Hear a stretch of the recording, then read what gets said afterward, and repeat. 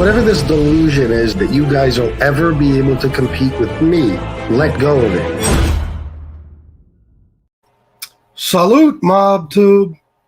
How is everybody tonight? Let's see. Jane Creek, Dave, M. Soretti, Dana Haunted Ghost Tube. Thank you very much, Dana, for the Cash App earlier. The Sit Down, Jeremy Smith, American DeBella, Jesse Roth, Rick the Tank, Stone Sailor, Bobby Barbarian, and Redheaded Stepchild. All right, we have a whopping 16 people right now. So this might take a while, but that's fine. I came back on tonight because, first of all, I know I'm not going to be up late. So I came on earlier than usual. I came on at 8 instead of 10. But I did want to talk to you guys about some of this Idaho stuff. And some of the things I've recently found out. Because you got to remember, I just started looking into this case a few days ago. So stuff that may be old to you guys is new to me. So, you know, I might go over some things you're already fully aware of. Don't hold it against me. I'm catching up, you know. Chris Capello, thank you as well, my friend, for the Cash App earlier. You're the man, bro. Yeah, I think I am. I think I'm getting better. You know what I mean? I was burning up a little bit earlier. I went out for a little while. I don't feel too terrible right now. But I will be going to bed early. Thank you, William. Thank you. Good to see you. Oh, yes, good. I'm glad you get to catch it, Dana. Thank you, Miss Can't Be Wrong. I'll be all right. I'm worried about Shanna now. Shanna's she's been in bed for the last 2 days. And I don't want to break her balls or bother her because I know that's all you want to do when you got whatever the hell this is we have.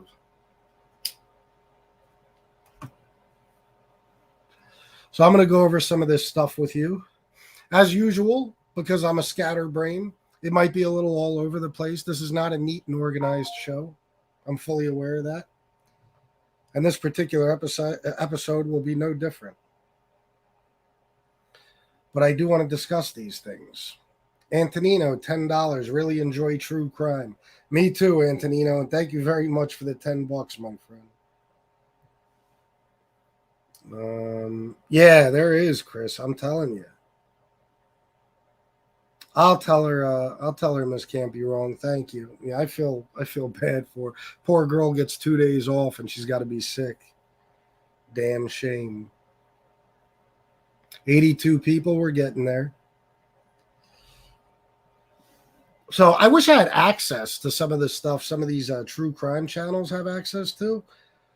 I don't know how they do it. I mean, I'm sure they all get it from the same source or you know, maybe the same group of sources, whatever.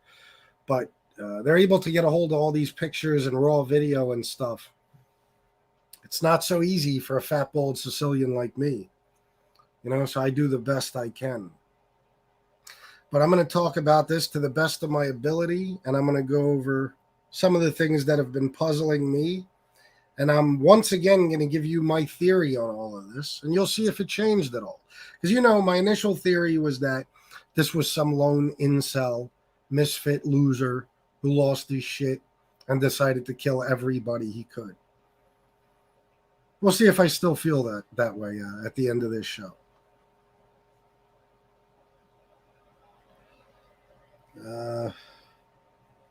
Tony Action is going crazy over there.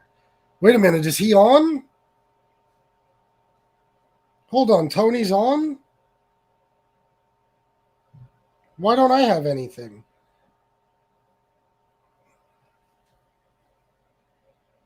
Let me know, guys, if Tony's on. If so, I'll just put this off. Oh, no, Tony isn't on. Okay. What the hell are you talking about, William Brooklyn? I thought that was earlier. Oh, not now. Yeah, I know. Jack, oh, Jack. Some of these true crime guys are really good. They contact family members, talk to cops. They really go out of their way. It's pretty impressive. Yeah, they are very impressive. I haven't been getting any notifications either the last 2 days. Oh, because he has 3 channels. Yeah, I know. Well, he was running all 3 of them earlier, too. That's too much. I will do that, Don. I'm getting a headache. Oof. All right, so let's get started. I don't even know where I want to start. I'm just going to start talking and we'll see what happens. So, the other night, I did my first show about the Idaho murders, and I knew nothing, as you could tell. I knew just the basics of it. I had not been keeping up with a lot of the other true crime channels and stuff and what they've been reporting, and you kind of have to because they get the scoop early on these things. You know what I mean? And plus, a lot's happened since, what was that, 45 days ago or whatever, when the crime took place. And really, all I was aware of was the general story and you know, the basic bullet points, so to speak. You know what I mean? I didn't know about a lot of the stuff that's been discovered since then. A lot of the rumors out there, certain pictures that have popped up, video footage, things like that. So doesn't matter. I know about it now. Okay. So let me see something.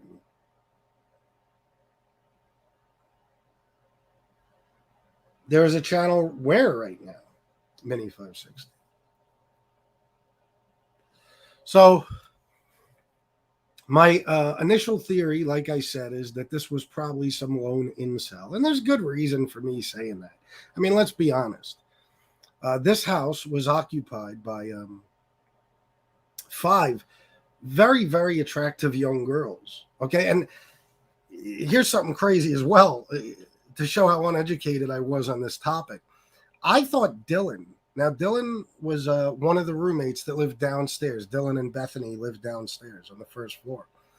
I thought Dylan was a dude because the name is Dylan. I never heard of a girl named Dylan in my life, but it turns out she's absolutely a female. Okay. So this is a house filled with some very, very attractive women. I mean, you know, if the house was filled with, you know, millions of dollars, it wouldn't be more desirable to a certain segment of scumbags out there. You know what I mean? There's a lot of people who would like to get into a house like that, unfortunately, and they'll do anything to. And some people are just so jealous that they can't be a part of what's going on in there that they wind up doing something heinous, something disgusting and despicable. You know what I mean? An Elliot Rodger style crime. And I'm still kind of the opinion that that's probably what happened here. What do I know? You know what I mean? But I listen, I have a right to an opinion, and that's what I think. I believe Kaylee had a stalker, and I'm not surprised. Kaylee was a stunningly gorgeous young woman. You know what I mean? And social media and all that shit, it's a trap for stuff like that. You know what I mean? Because girls post pictures of themselves, whatever, and these thirsty ass guys, they become obsessed and they go too far. You know, rather than just admiring from afar, they wind up wanting to get close, and even if it means doing something violent, it's pretty twisted and sick. So I wouldn't be surprised if the girl had a stalker. I think there's probably a lot of women walking around the country and the world, I'm sure, who have stalkers. How far those stalkers are willing to go, that's I guess that all depends. But I found it interesting that, and I didn't know this when I did my first show, okay? I find it interesting that Kaylee was not even really supposed to be there. If I understand this correctly, she was only coming back for a couple of days to show her best friend Maddie her new Range Rover. First time, long time, huh? Like Stern, yeah. She was only coming back to show her friend her Range Rover. You know what I mean? She was going to be there for a couple of days and that's it. Now that'll make you think, because if it was a stalker of Kaylee's, then if she hadn't been there for that couple of days, then this crime may have never taken place. But we don't know that that's the case. You know what I mean? It's just one of the options, I think. Now, The other night, I had somebody on the show who gave some information that I believe to be mostly false at this point. The person said that they believe Xana was decapitated, maybe, or she was, the one that got the brunt of it. The most, violent attack. However you want to put it. It doesn't appear that way. From everything I've learned and read, it seems that Kaylee was the one that got,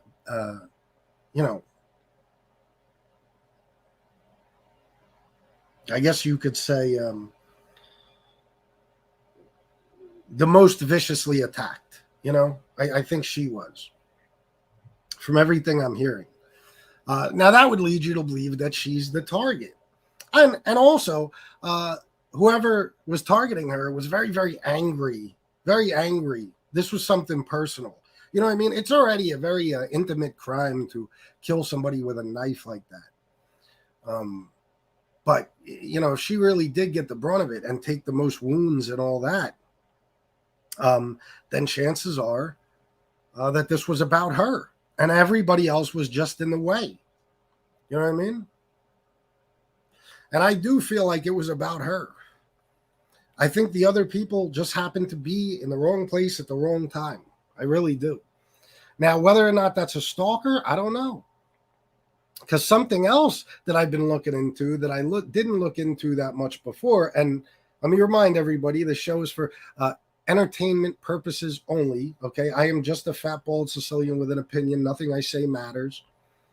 And I'm not accusing anyone of anything. And anyone, who may be being accused by other true crime channels, they're all innocent until proven guilty. It's just talk, But this Jack Decor, Kaylee's ex-boyfriend, this is interesting because this guy apparently was, after they broke up, they had broke up about 3 weeks before the murders. Okay. And he was pretty, he was sweating her pretty hard, I think. He was kind of stalking her Instagram and I guess Twitter and all that shit, leaving all types of comments on all her pictures. He was still very much into her. Now I'm going to show you guys a picture, and this is an earlier picture of them. Like, Jack has grown up quite a bit since then. I don't have any of his more recent pictures, but just to give you guys an idea, if you haven't seen already, this is them. Let me take this comment off the screen.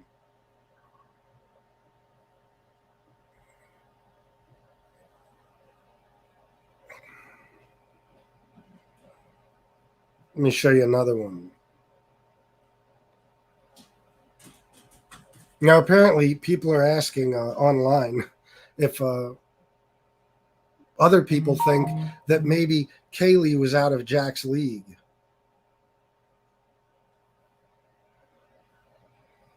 It's one of those questions that doesn't need to be asked. You know what I'm saying? And let's be honest, doesn't matter what he looks like now. Now, I heard her parents say that Jack wasn't involved in any way, and it was an amicable breakup. Okay, now let me show you this one more time. Now, let me just tell you something as a guy, okay, and a person who's been through breakups.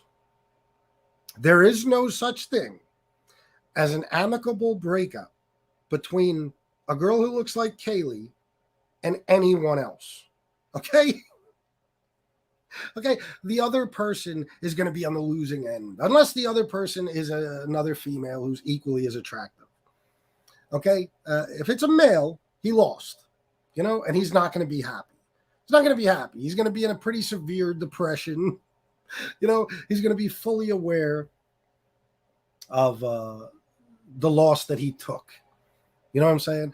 I do not believe that was an amicable breakup. Like, I don't think it was a mutual thing. Like, yeah, we'll just go our separate ways. I believe Kaylee decided to go her own way, and Jack was fucking devastated. Just my opinion, because I have eyes. You know what I mean? Just my opinion. Is that true, Mini 560? Yeah, maybe. Maybe. And let me tell you something else. Guys go crazy in situations like that. You know what I mean? When they lose a particularly beautiful, um, whatever you want to call it, partner, girlfriend, spouse, whatever it may be. Okay. Guys lose their minds in situations like that.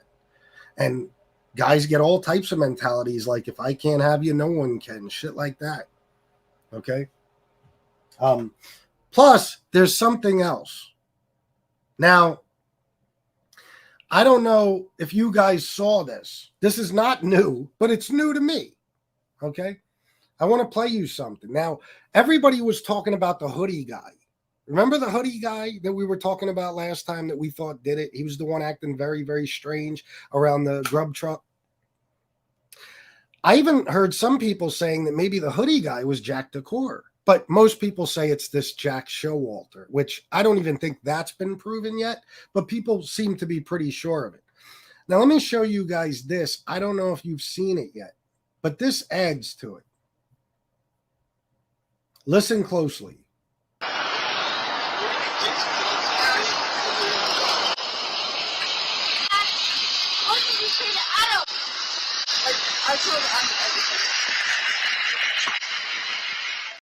Okay. Now there's some cleaned up versions of that on YouTube. That's a pretty shitty one. But what that was Kaylee saying, Maddie, what did you say to Adam? And Maddie responded like, I told Adam everything. Okay. You could hear it again. What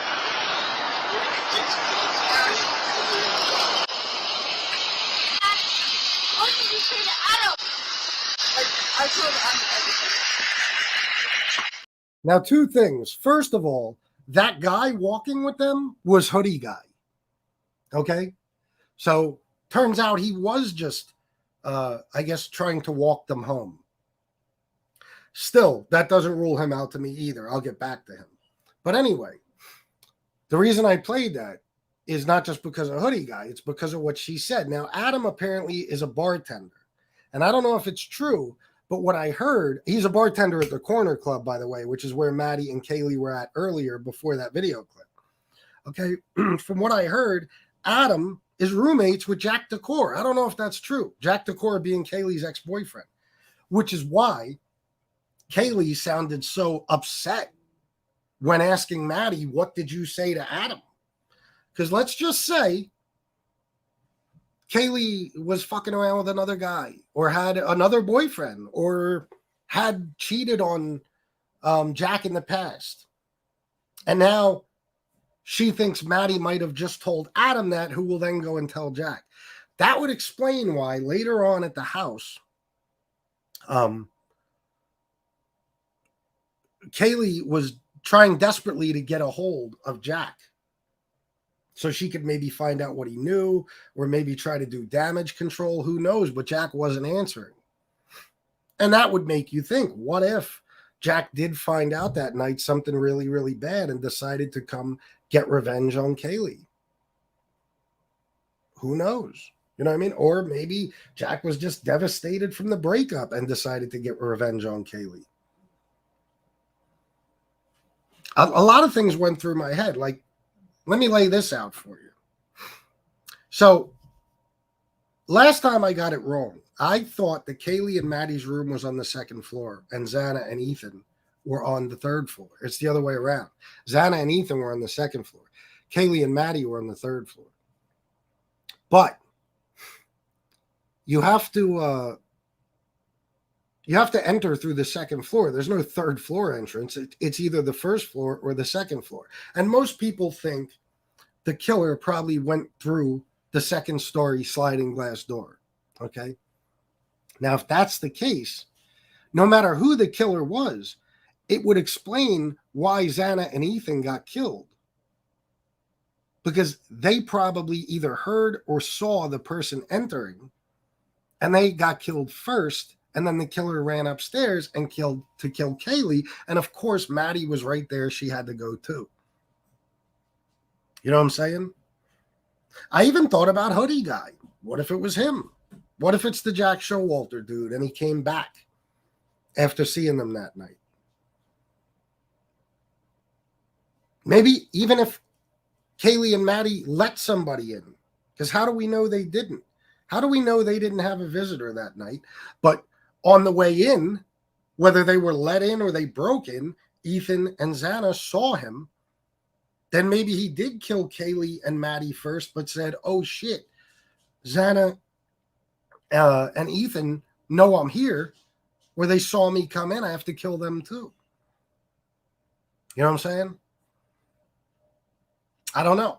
But the fact that I now know Hoodie Guy was actually walking them home and appeared to be friends with them, at least to some extent. They trusted him enough to walk at least part of the way home with them. I believe they took an Uber. But they were at least walking together after the corner club and the grub truck. It still doesn't mean that guy didn't do it. Because rumor has it that Hoodie Guy, after they all left, we'll just say they all left the grub truck, his alibi for the night is that he got in his car and drove 5 hours to Boise, Idaho. And then him and his parents took off to South Africa. And apparently, if this is true, what I'm hearing, Jack Showalter, Hoodie Guy, is now in South Africa with his parents.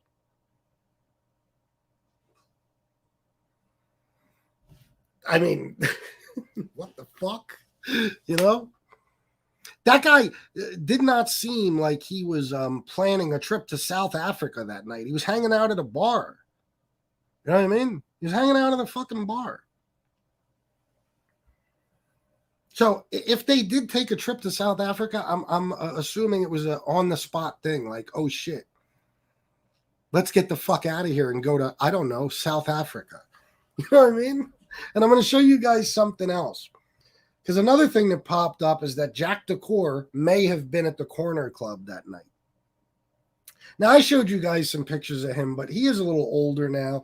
He has a thicker beard and stuff. He looks older in general. Well, this picture, I guess, came out yesterday.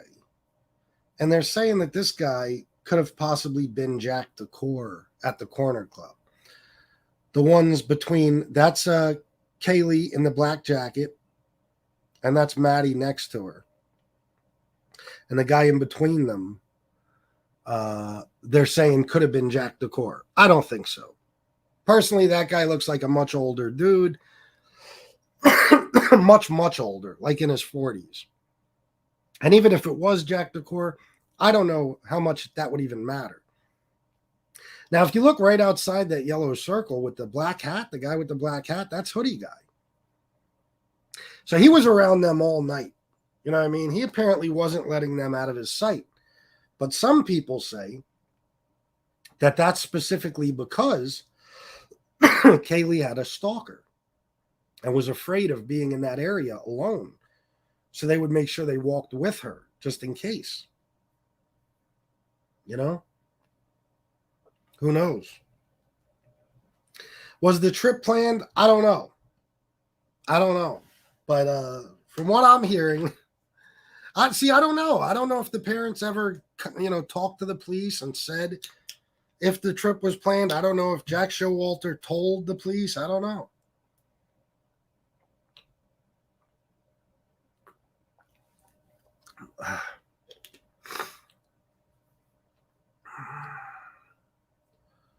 You mean premeditated? Yeah, probably Jack or Jack. Yeah, I'm assuming so. Oh, thank you, Batch Elder Street. Listen, I get into this true crime shit. I really do. And I've been sick the last couple of days, so this is all I've been watching is this shit. You know what I mean? Because once I do a show and I kind of fuck it up, I make sure to never do that again. So I wanted to be fully educated on this subject. Ethan was found outside is that bedroom or bathroom? Yeah, bedroom, I believe. Yeah, so he probably heard something and came out to check who it was and, got rushed. And the guy killed him first. You know what I'm saying? It is really, truly a heartbreaking case. Like, I almost feel bad even talking about it because it's like so many people are talking about it that it seems like it's just a bunch of people making money off this horrible tragedy or getting views or whatever. But if people don't talk about it, it may never get solved. I mean, the police even want people talking about it. You know what I mean? Because they gather information and people, figure things out as they're discussing it that could be helpful to the police. But it does suck because anytime a tragedy like this takes place, it almost gets exploited. You know what I mean? And that's certainly not what I'm trying to do. But true crime is always going to be talked about. You know what I mean? And this is a case that's definitely on the minds of a lot of people because it's terrifying. It hits close to home for a lot of people. I mean, you send your kids to college, you don't expect something like this to happen. It's a parent's worst nightmare. So it is truly a shame. You know what I mean? And rest in peace to all 4 of the victims. And even the 2 that were in the house, Dylan and Bethany, that weren't, or that survived, I should say. I can only imagine what they're going through because they found the 4 victims. The police as well. I'm sure the police, I just heard that a lot of the police are already getting counseling and stuff. You know what I mean? Guys, give me a second.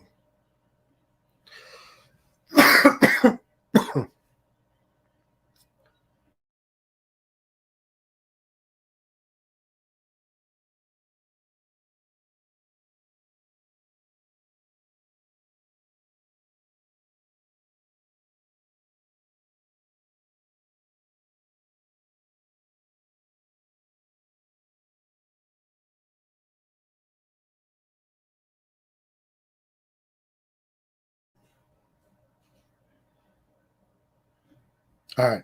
Sorry about that. I didn't want to be coughing all on camera and shit, Let me see. Let me get down here. Autopsy results say they were killed with a... Oh, yeah, I read that one.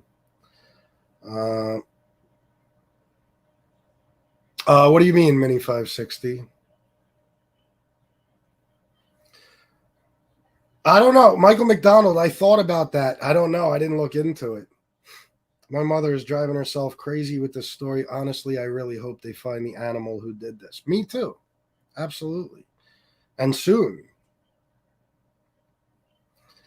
How do I see this playing out? Well, who am I? Again, I'm nobody. But I think they're going to find out who did it without a doubt. My honest opinion is that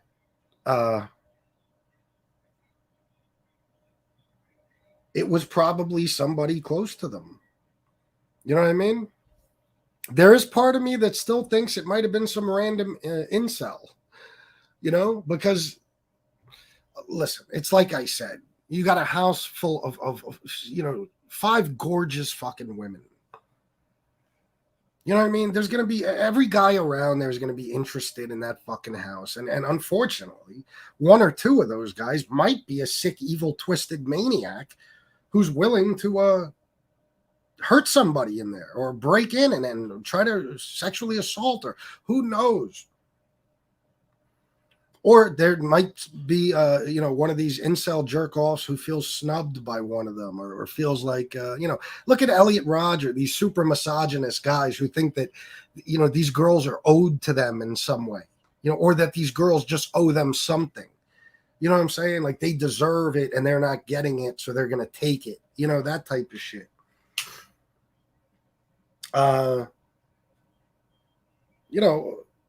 So I still believe it could be just some random incel, or it could be if Kaylee really had a stalker, or if any one of them did. It could certainly be the stalker because stalkers are known for that. They quite often stalkers are not even looking for to R-word someone just to either terrorize them or kill them for whatever reason. Okay. But I also think it could have been Jack Decor or Jack Showalter or one of probably dozens of other guys who were close to those girls in some way. You know what I mean? I'm sure Kaylee had a fucking ton of guy friends. I'm sure Maddie did too. Xana. I'm sure that there was people in and out of that house all the time partying.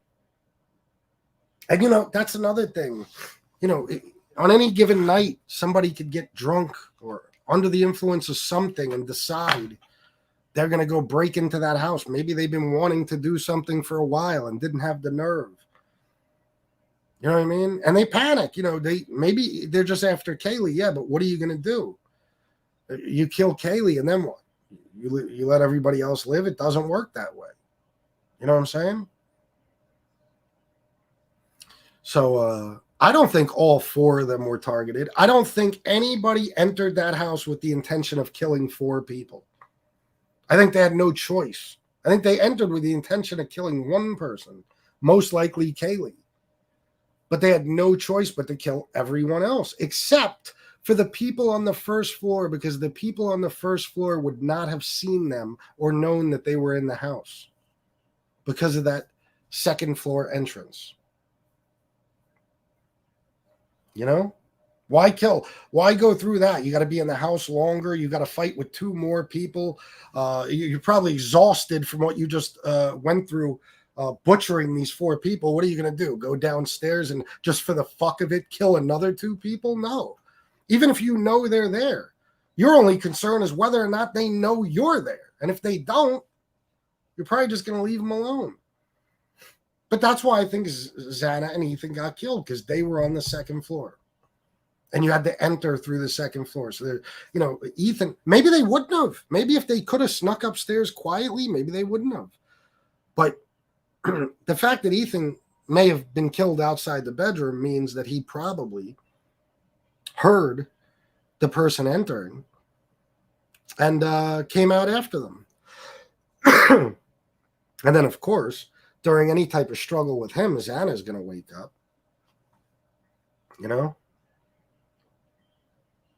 Another thing I want to put to bed, I think, the whole theory about Xana's mother possibly being a reason for this due to drug trafficking or something. I don't buy any of that. I looked into it. It seemed like a bullshit drug arrest. And I don't see what that would have to do with anything. The mother had no association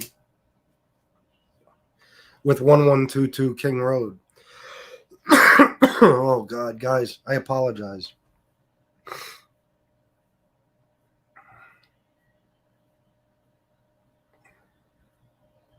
The internet sleuths are not helping at all. The families are mad at the cops for being quiet, but this is an ongoing investigation. They have to keep their cards close. Unfortunately, they do. Unfortunately, they do. Yeah, exactly, Jesse Roth. I think they said in all of 2022, there was like 41 homicides in the entire state, not just, that area. So they don't see this shit often. Many crimes like this are resolved when a relative of the killer hears or learns something that causes them to make a connection. That's how the Unabomber was caught. Very true. I don't know, Jennifer. That's one thing we're not sure of. I personally don't think there was. Probably not. Probably just one. But no one can say for sure. Donnie, it's such an intriguing case. I can't share the prick, Donnie. I'm in the medical books for that. Anyway, it's such an intriguing case because everything we know about it is pure speculation so far. Very few cases of this magnitude go this long without any confirmed evidence or info yet. Pretty wild. Yeah, it is. It is. It's nuts. You wouldn't think in 2022, like I was saying the other night, with the fucking cameras everywhere and shit. It's mind-blowing that something like this can still happen. And that was not like a desolate area. There was houses all over the fucking place. As a matter of fact, both Jacks lived within, like a 30-second walk of that house. They were all stabbed to death, Jennifer. She decided to come there, I think, kind of last minute. Yeah. You're talking about Kaylee, yeah. It's a shame. especially if she had a stalker and got away and then came back for a couple of days and the stalker found out she was back. It's fucking depressing to even think about. Oh, there is? Okay, Antonino. Good to know.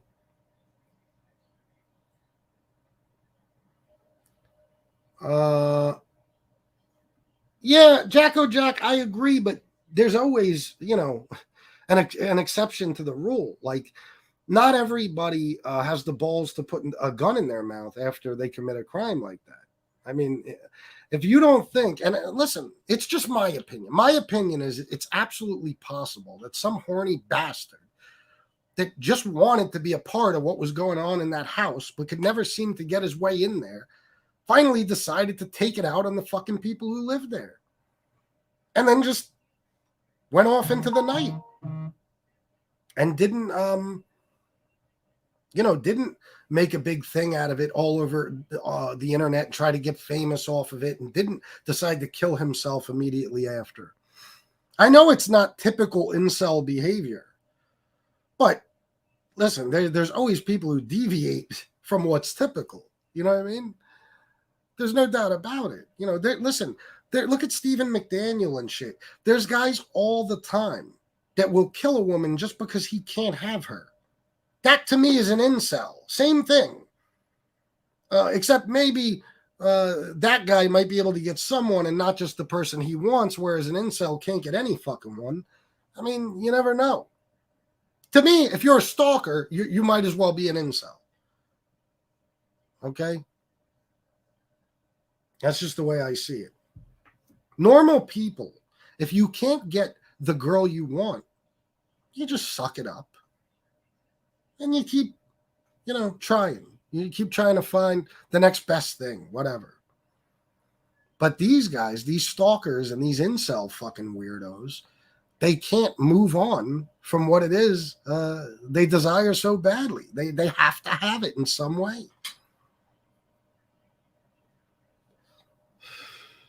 Yeah, absolutely, William. Casey Robinson, $10, reminds me of Bundy in Florida. Yeah, it's very similar. Incels are kind of like school shooters. They always, yeah, I read that. Wait, oh no, you wrote it up here too.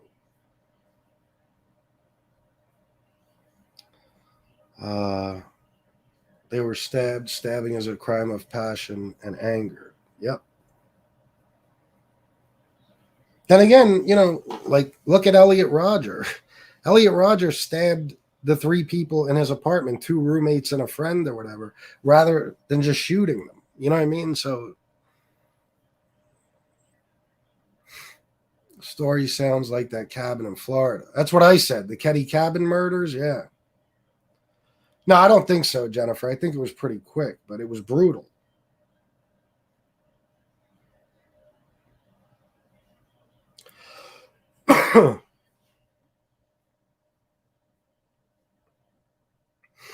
Oh, I feel terrible.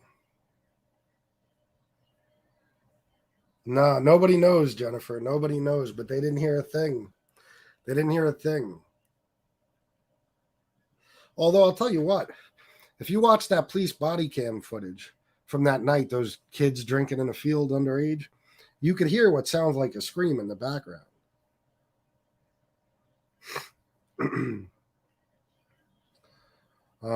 John O'Reilly, $5. I think this case is more like the Kansas murder, which was told in cold blood. The lack of solid information makes it seem random. Yeah, thank you for the $5, by the way. I understand that point of view. It wasn't really an apartment, though, Jennifer. Do I have it up here? Ah, shit, I didn't put it up. I have a picture of the house. I didn't put it in my fucking overlay. But it's a pretty big house.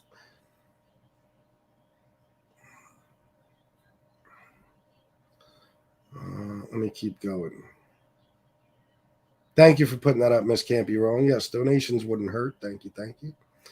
They were driving their neighbors crazy with the constant partying and noise complaints. Cops were at the house multiple times. Could be a neighbor that they pushed over the edge with their bullshit. Could be, but that's pretty fucking... It's not like he went in there and shot up the place. I mean, listen, I personally think that it was about Kaylee specifically. Only because she's the one said to have had a stalker.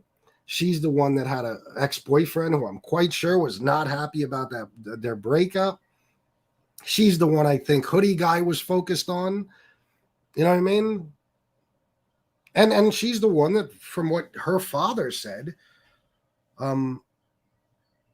was the victim of the most severe attack in the house was on her, and I believe she had defensive wounds too and stuff. You know what I mean? So who knows? I mean, again, another thing I thought about, I was talking to my man Howie the other night about this. I said, what if, say Hoodie Guy, for example, came over with them that night? And Ethan and Xana saw him because he went in the second floor entrance, and that's where their room is, whatever. They went upstairs. And after Kayla was trying desperately to get a hold of Jack and it didn't work out, maybe they were getting ready to go to bed. They wanted him to leave. Maybe he was trying to, make a move on one of them. It didn't go his way. Pulled out a fucking knife, and it could have been as simple as that, a crime of passion, like in an instant. You know what I mean? I'm telling you that I don't think it's going to be, when it's all said and done, I don't think it's going to be some big elaborate thing. You know what I mean? A fucking hitman or a pro or, somebody who was planning this for months and months and months. I think it's going to be something that happened either at the spur of the moment or somebody very, very close to them for whatever reason. Most likely Kaylee was very, very angry at her about something. It was probably decided within a day or two of the attack. I don't think there's going to be any big revelation like, oh my God, these, people, however many there may have been, playing this months in advance and it was an organized hit and all this shit. I just don't see that. I think that things like this generally turn out to have a pretty simple conclusion. You know what I'm saying? And when people do what they're doing now, and there's hundreds of true crime channels, and millions of people speculating and putting theories together and coming up with ideas, I think they overcomplicate the shit out of it and they shoot a little too high. And what's the word I'm looking for? They can't see the forest for the trees. You know what I mean? Like they're so busy looking for some unbelievable plot, some super complicated fucking storyline, that they're not looking for the most simple thing, the most simple answer. Like, oh, Kaylee had a stalker who wanted to kill her. And she left and got away, but then she came back for a couple of days and he saw his opportunity and that's it. He couldn't kill her when she was by herself because she wasn't by herself. But if he was determined to kill her, then there were some people that had to go along with her. I think that's it. I think that's what it's going to be. I really do.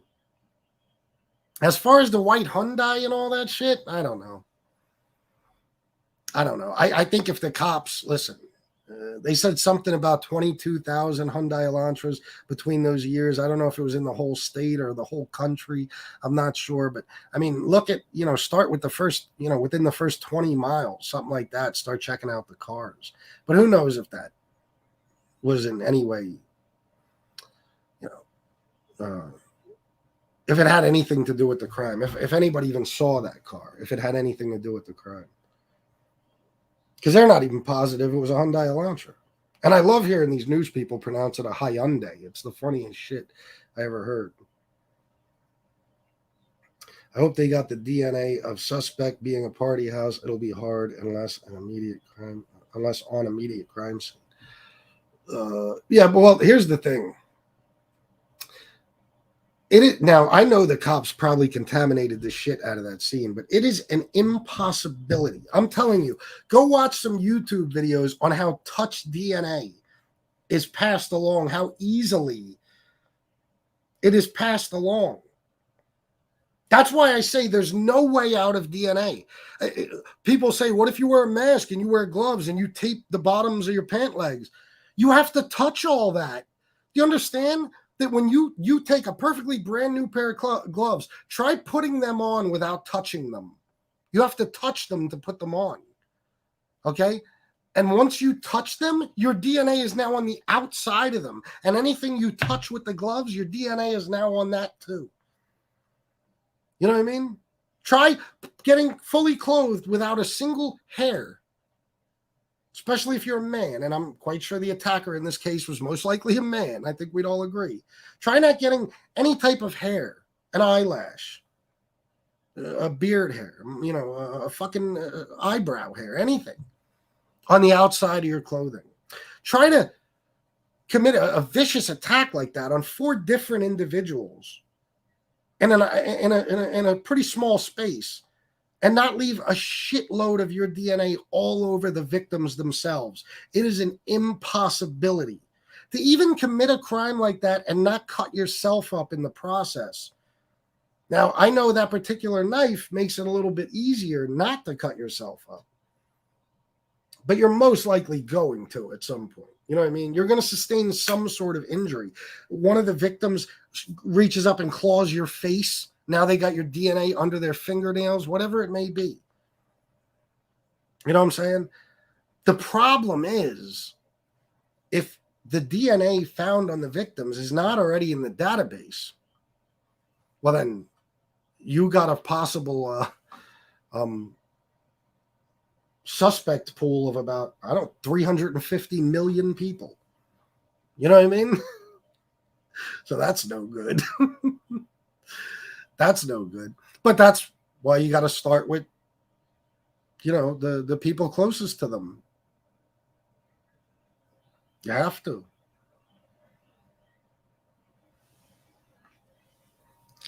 I saw on the one window they found a handprint. I'm interested in that. They were dusting it.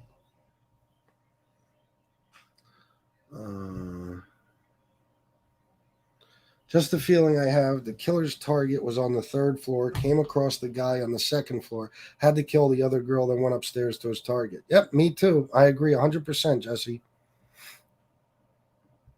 Yes, Jacko Jack, yes. Absolutely, yeah. Yeah. And that's another reason I go to the incel thing. Now, he doesn't have to be a traditional, like a Elliot Rodger or a fucking Nicholas Cruz or somebody like that. When I say incel, I don't necessarily mean, the type of person who's defined exactly as that. I very simply mean a guy who can't get pussy. That's it. He doesn't have to be somebody who spends his whole life on a fucking computer and then plans a mass killing. You know what I mean? A guy who's just seething and full of rage all the time. No, it might have even been the particular girl he wanted that he just couldn't get. And he decided that I'm going to make her pay. Or maybe it was an ex-boyfriend. Maybe it was somebody who had asked her out several times and she blew off. Listen, girls like that, they're fucking beautiful. They're getting hit on all the time. They embarrass guys easily. Maybe she embarrassed them somewhere at a party on a different night. Maybe, you never know. You never know. I also don't think it was a random guy just happened to be stumbling around the neighborhood and thought, let me break in here and kill 4 people. You know what I mean? I think there's no doubt about it. One of those 4 people was targeted, and I think it was most likely Kaylee. It's just my opinion.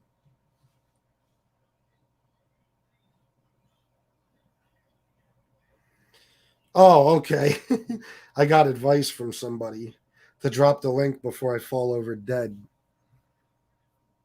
Incels aren't always mass killers with manifestos. By nature, they're introverts. It's why they don't have girls or friends. Yes, exactly. But I know what he means. I know the traditional, idea of an incel is the people that we've known to be incels, like Elliot Rodger, like Nicholas Cruz, guys like Dylan Harrison or Eric Harris and Dylan Clayball.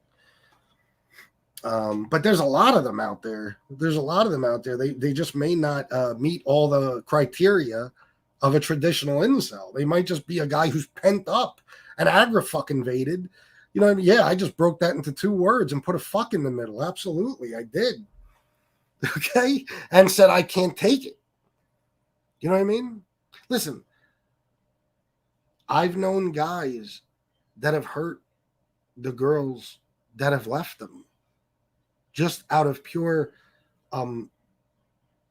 rage for the person leaving. You know what I mean? Or for maybe they found out the girl was cheating before she broke up with them. And I've seen the shit myself. You know what I mean? It's as old as time. Girl leaves guy, guy kills girl. You know what I mean? And I'm not even saying it was Jack, but I'm saying when I heard the parents said they don't believe it was Jack, he wasn't involved. See, I don't know what the parents know. The parents might know for a fact it couldn't have been him. Like they know for a fact where he was. We don't know everything the parents know. But I'm always quick to say, whoa, don't say that because you don't know. The sweetest kid in the world could turn into a monster. And you'd never suspect it. You'd never expect it. I'm sorry. It's happened plenty of times.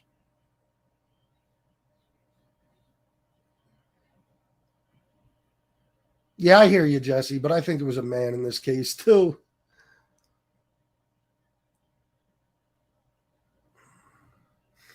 Is that right, Carmine? Because I know they found one in Oregon, in Eugene, Oregon, but it turned out to be nothing.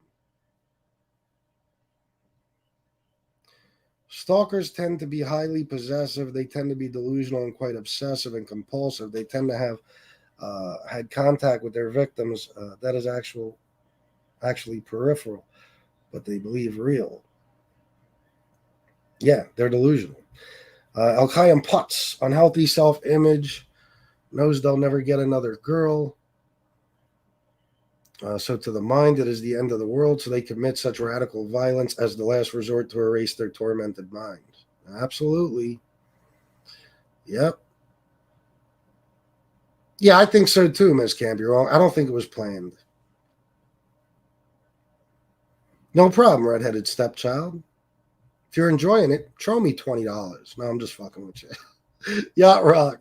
I think you're right, FBS. I think they came for her and her friends are trying to defend her and they all got it. Yep, most likely. Oh, yeah, Cynthia, without a doubt. You know what I like about these last couple of true crime shows? I'm seeing a lot of names in here that we don't see on the other shows.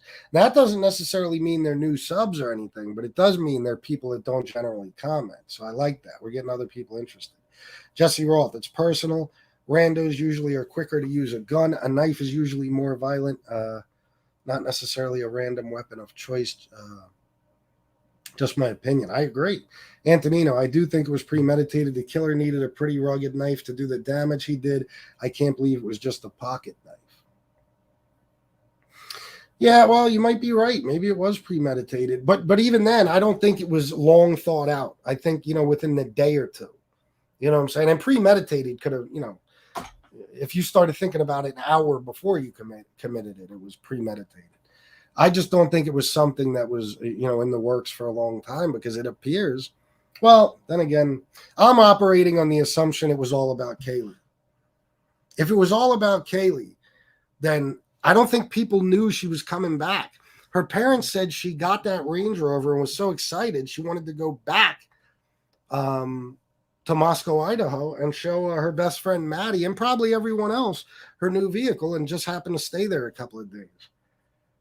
Therefore, I don't think anybody knew she was going to be there.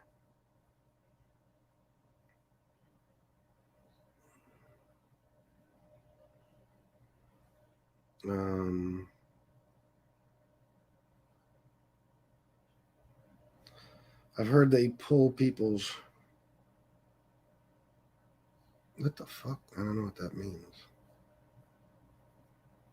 I believe the FBI already solved the murders but are not saying anything. 60 agents worked the case. Possible. Yeah, it wasn't related. Wise Guy TV. Let's see. Let me get down here. All right, you know what I'm going to do? I'm going to drop the goddamn link. See if anybody wants to come on and give their opinion. I got to think if there's anything else I wanted to talk about with all this. How does one person kill 4 people? Easy. I mean, people think that, like on the last show, people were saying how hard it would be physically and all that to stab 4 people to death, but not necessarily. I mean, listen, if 2 people are sleeping, and they were dealing with 2 people at a time, okay, and you stab them in their sleep, even if they wake up, they're not going to be much use. I mean, they're not going to be, very capable of defending themselves. Once a person is stabbed, you have to understand what happens to them. They're bleeding out, so they're losing energy and strength by the fucking second. They're in shock, okay, which makes them even less capable of defending themselves. And they're in severe pain, most likely. And depending on where they're stabbed, they might not even be physically capable. You know what I'm saying? Like, I don't know if it happened this way, but let's just say they cut their throats first. That's it. I mean, there's no fighting. Your throat's cut, it's over. You know what I mean? Now, Ethan probably was the biggest challenge. One, because he was male, let's face it. And two, because he might have been coming after the person, if he was on his feet and stuff. And I'm assuming he was if he died outside the bedroom. But once you got him out of the way, you know what I mean? What's hard about it? They're still targets. You know what I mean?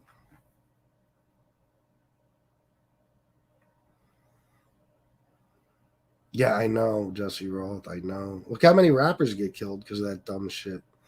Always letting people know where they're at. Yeah, you go into shock.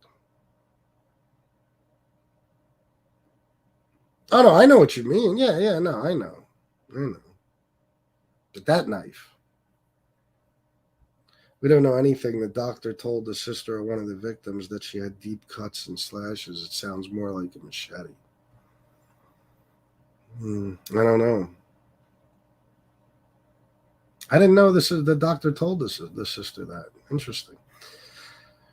Yeah, Tony Ducks, and it's not just you. A lot of people are saying that. Like, it would be impossible, physically impossible for one person to do that, but not necessarily. You know what I mean? Might be difficult, but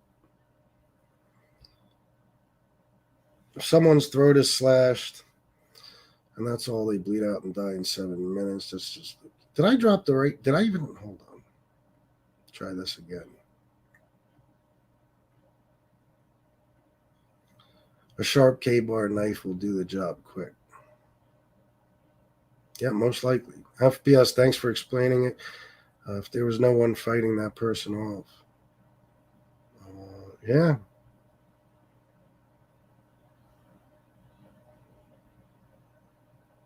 Damien. Like Don said the other night, the amount of blood with this type of killing, there has to be a blood trail. And if there isn't also, like Don said, how come they're not using the public for help? Oh, they are. They are. They've been asking, like, literally every day for the public's help. Constantly. They're asking the public if they know anything, if they've seen anything, if they have any information, clue, hint, anything, to please let them know. So they are. Gunsmoke the Don. Oh, he's well, it's his business, but he's busy. He's in good spirits though. Don't worry, he's feeling well and everything. He's just, it's not my place to say what he's doing, but he's good. He'll be back on this weekend.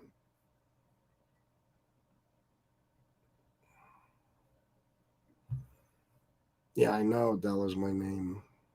Where was Chicago Muscle on that night? Who knows? Playground. Tony Ducks. I don't think it's impossible at all. I'm just saying you exert a lot of energy stabbing someone. Oh, without a doubt. Without a doubt. A lot of fucking energy. That's one of those things that people don't realize. You know what I mean? It's just like throwing a punch. You know what I mean? People don't fucking realize how much energy you exert just throwing a punch.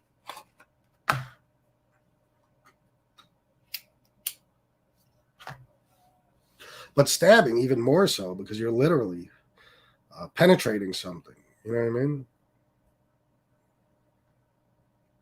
Oh, yeah, El Kai and Putz. Yeah, and they were all out that night. Now, I don't know that they were drunk, but, I mean, let's face it. Most likely they were, right? A bunch of college kids. Killer was already in the house. Very possible. Keep in mind, Moscow, Idaho has like one murder a year, so it's been publicly noted that the police are in over their heads with this case. They're not used to this. Not even. They actually said, I think the last murder in Moscow before this was 2015. 2015 or 2016.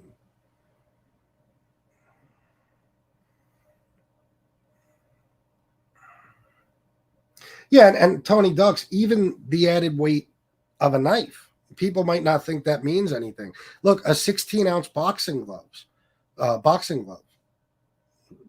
People would be shocked by how much more difficult that makes a punch. Just that little 16-ounce glove. You know what I mean? So yeah, a knife. Sure. Yeah, I thought so, Tony Ducks. Look who we got here. The man, the myth, the legend. Don. Greetings and salutations. How are you? Good. How you doing, Don? Not bad. Not bad. How's your lovely and decorous wife, Shauna? She's not feeling well, bro. I feel terrible. God, especially given the fact that you gave her the bugs. I know it's my fault. I understand. What fucking good am I, Don? I don't know, but remember your vows or whatever they were in sickness and in health. So get over there and start helping her. I've been trying. It's very stubborn. I understand. Well, that's the thing. She's a nurse, okay? So she's got a little bit of knowledge, and therefore doesn't want to be bothered by the likes of you. Exactly. Yeah. Who would want to be bothered by the likes of me? Well, I think you got a lot of people on here that do. And, so, anyway. I was thinking about a lot of the comments you made, and a lot of them I would have to concur with. I think you're 100% right, particularly the one involving the successive deaths. And because normally, when I was the other night when I was talking about the Speck case in Chicago, I hate to keep dwelling on that, but only because that's a mass murder case. But it distinguishes in this respect. Okay, in the Speck case, it wasn't just stabbing, okay, and slicing and what have you. Richard Speck actually used ligatures. He tied people up, and then came back to kill them one at a time. The last one of which was raped and whatever. So a multiplicity of different types of death modalities. Here, it's all singular. Okay, there's only one method of death, which is a knife. I also agree with you that he probably did come in through possibly the second floor. Okay, that stirred somebody who actually had eyes on him.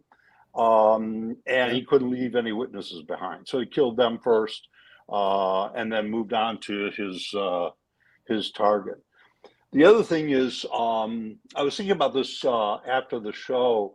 I think that you really have to look at what a lot of these FBI agents are focusing upon right now, and that is pattern of life. They're building the link analysis for each one of these victims. I mean, I know how this works from a different perspective, mostly in counterterrorism and what have you, and how we build the link analysis between enablers, financiers, actors, operators, and so on and so forth. So here in murder cases, it's the same thing. They basically create the links in relationships, and then they exclude the ones because of one reason or another. But what I was saying before about, stalkers are highly possessive people. That they are delusional. They believe that they actually are in the mind of of the individual, that there is a relationship, and yet the reality is it may have been just fleeting. They may have just been passing by that individual, had one minor talk with them or what have you. But in their mind, it's, in their delusional mind, it's a, long-term, and they tend to be highly compulsive and obsessive and possessive, I know all of that, kind of fits into the incel thing but the thing about the incel is that they're, have a common thread, which is rejection. Okay. They're always being rejected because they can't, kind of like, get in a relationship that they're desirous of. Yeah. Here, to answer another person's questions, I think it was Bill asked, what's the final, takedown, or what's the final analysis here? At a macro level, looking at this case at 100,000 feet, because we don't really know. These are just opinions of ours. We're not stating facts. These are our own personal assessments and opinions. I want to make that very clear. So I would say that this case definitely will be solved. And I think it'll come out to be something that is in line with what you were saying. It's going to be much less, quote, conspiratorial, and more a simple explanation, like a stalker, like an aggrieved boyfriend, like someone that was delusional or what have you. But make no mistake about it, there was contact by somebody with one of these four, and probably the one that was most viciously victimized, probably her, more than the other three. So that's kind of like what I think, what you have here and what have you. Yeah, I agree. And I personally, maybe it's just high hopes, but I don't think it's going to take that long to solve. I think they're going to find something out soon. At least I hope so. Yeah, if they don't already have a person of interest. I don't subscribe to the so-called South African flight situation. If you ever had evidence of consciousness of guilt, that would be very, very easy for the FBI to figure out quickly. Number one, if he was a person of interest at any point prior to his flight, he immediately brings in FBI jurisdiction, because that's flight. Okay, so that's number one. Number two, if like the parents and he made the reservations that morning, okay, after the murders, well, that's consciousness of guilt. It's more consistent with it than inconsistent. And I'm sure they probably established that those plans were made long before the murder and what have you. So I don't see that at all. This is a close contact murder involving lots of passion, anger, rage, delusion, and somebody that they came into contact with at some point. And I also believe that the authorities do have a focus, on somebody. And now they're just basically, collecting. And the inhibitor, if you will, the dependency is all the DNA, because there's so much DNA that the processing times for it is remarkable. I will say there's many, like Jeff Nadeau, I know some of the things he said were a little bit, a lot of people don't necessarily agree with. There's other things that I do agree with. But I think that one thing that is remarkable, think about the amount of blood that this offender had on his person when he exited the house and was never witnessed, running down the street drenched in blood. And when you're doing a stabbing of that type, puncture holes and what have you, and slices and what have you, through the arteries, and there's a lot of spraying that occurs, and speculation on the walls, on the sheets, everywhere else, and especially when you're transiting, going from one person to the next. And then you exit the house, walking down the street. Can you imagine the risk that individual is taking by doing that? He doesn't know that there's somebody, right outside the door of the house that may have been looking. How does he know that there are no cameras that could have seen him, or a passing car? Yeah, I know. Well, it's funny. That's the thing about the ex-boyfriend, and actually Hoodie Guy too. Hoodie Guy lived like right next door, but the ex-boyfriend, his house there was like a tree line that went from the murder house to his house. He could have escaped and ran right through the trees. But the thing is, who just said it? John O'Reilly said if it was a stalker, the person would also need to be an almost complete loner. There was so much blood. That's the thing. Like, I mean, like you said, you'd be covered in blood. So unless you live alone and you're not coming in contact with anyone for a while, you're going to drag blood in a house. How is there not bloody footprints leaving the house even? Well, you know what I mean? I don't understand. And more to the point, so supposing you went through a wooded or tree lined and or leafy area, what have you. Blood, when it dries or it begins to coagulate, is gelatinous, okay, and it carries with the individual until it touches something. So as they're processing the crime scene out in concentric circles outward or what have you, they would have seen, and detected blood leaving the scene. Okay, they had to have. I can't remember the device because my mind is fried. I had a long day at work, but there's a device that is used in order to easily detect blood that basically looks for it's a cold black ultraviolet light. Okay, and it quickly is able to determine the presence or the likelihood of blood. So it would be easy for them to use that type of resource or asset in and around the area, and that's one of the things we haven't heard about. We haven't heard anything about is the blood trail, exiting the house. That's very unusual. But that could be because, like we talked before, a lot of this information they know, but they're not releasing because when they capture this guy and what have you, one of the things they're going to say is, how did you leave? Okay. And to determine, whether he's being truthful, what have you.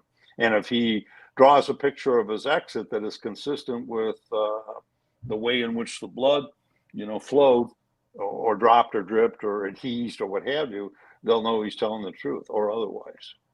But it is remarkable that that that he was not seen on the exit side of the equation. I can understand the entry not being seen, okay, and secreting himself in the house and so on and so forth. But if you think about it logically, he doesn't know going in that he's going to be coming out totally drenched in blood because he probably did not envision having to kill 4 people.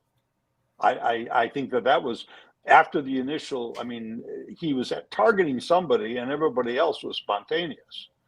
So when you think about the risk he was taking, in the exit and what have you, as I said before, he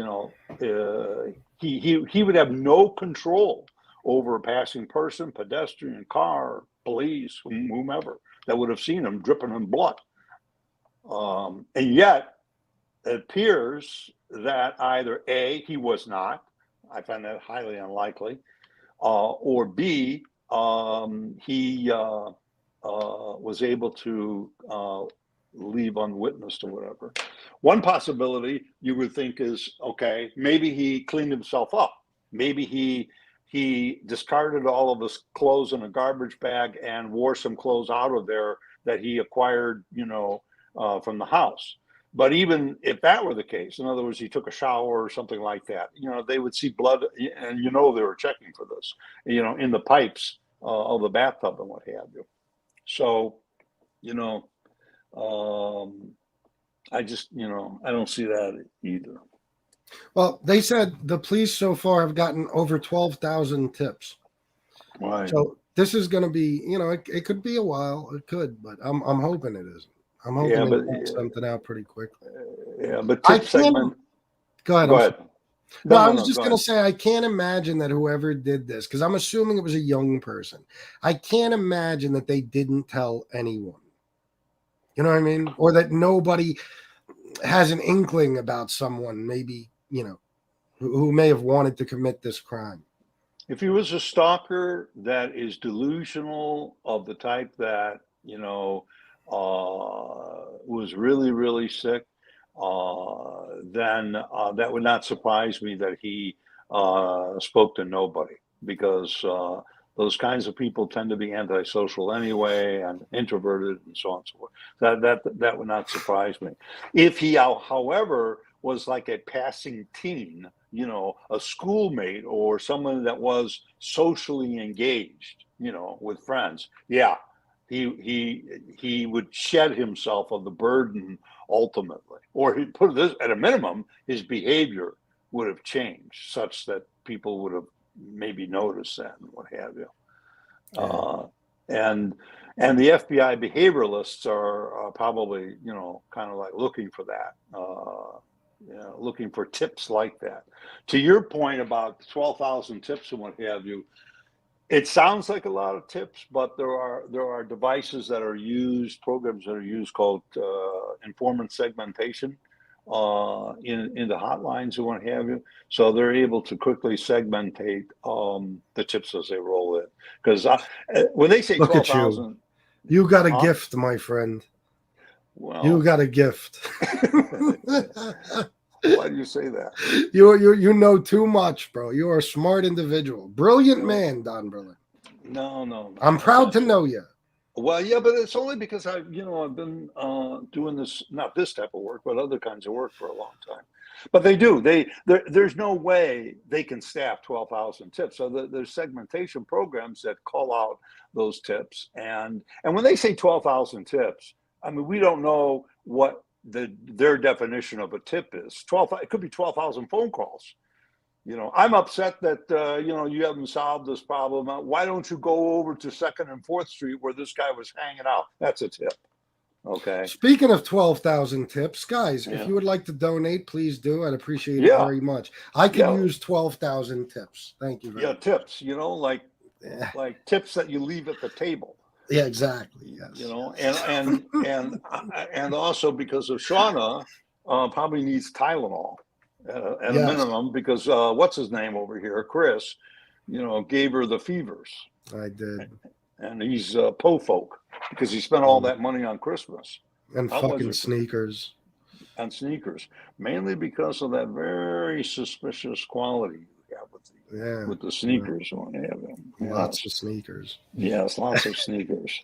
Exactly. And especially, I bet you that whoever did this probably was using red sneakers to hide the blood. Do you have any red sneakers? No, not a single pair. Oh, well, I have some there you go. partly red sneakers, Yeah. but not fully red. Oh, well, so They got white bottoms, so it wouldn't yeah, work. that would give you away. Yeah, It would. but that but seriously, with regard to the shoe prints and the footprints and what have you, I mean, there's more to a footprint than what meets the eye. Okay.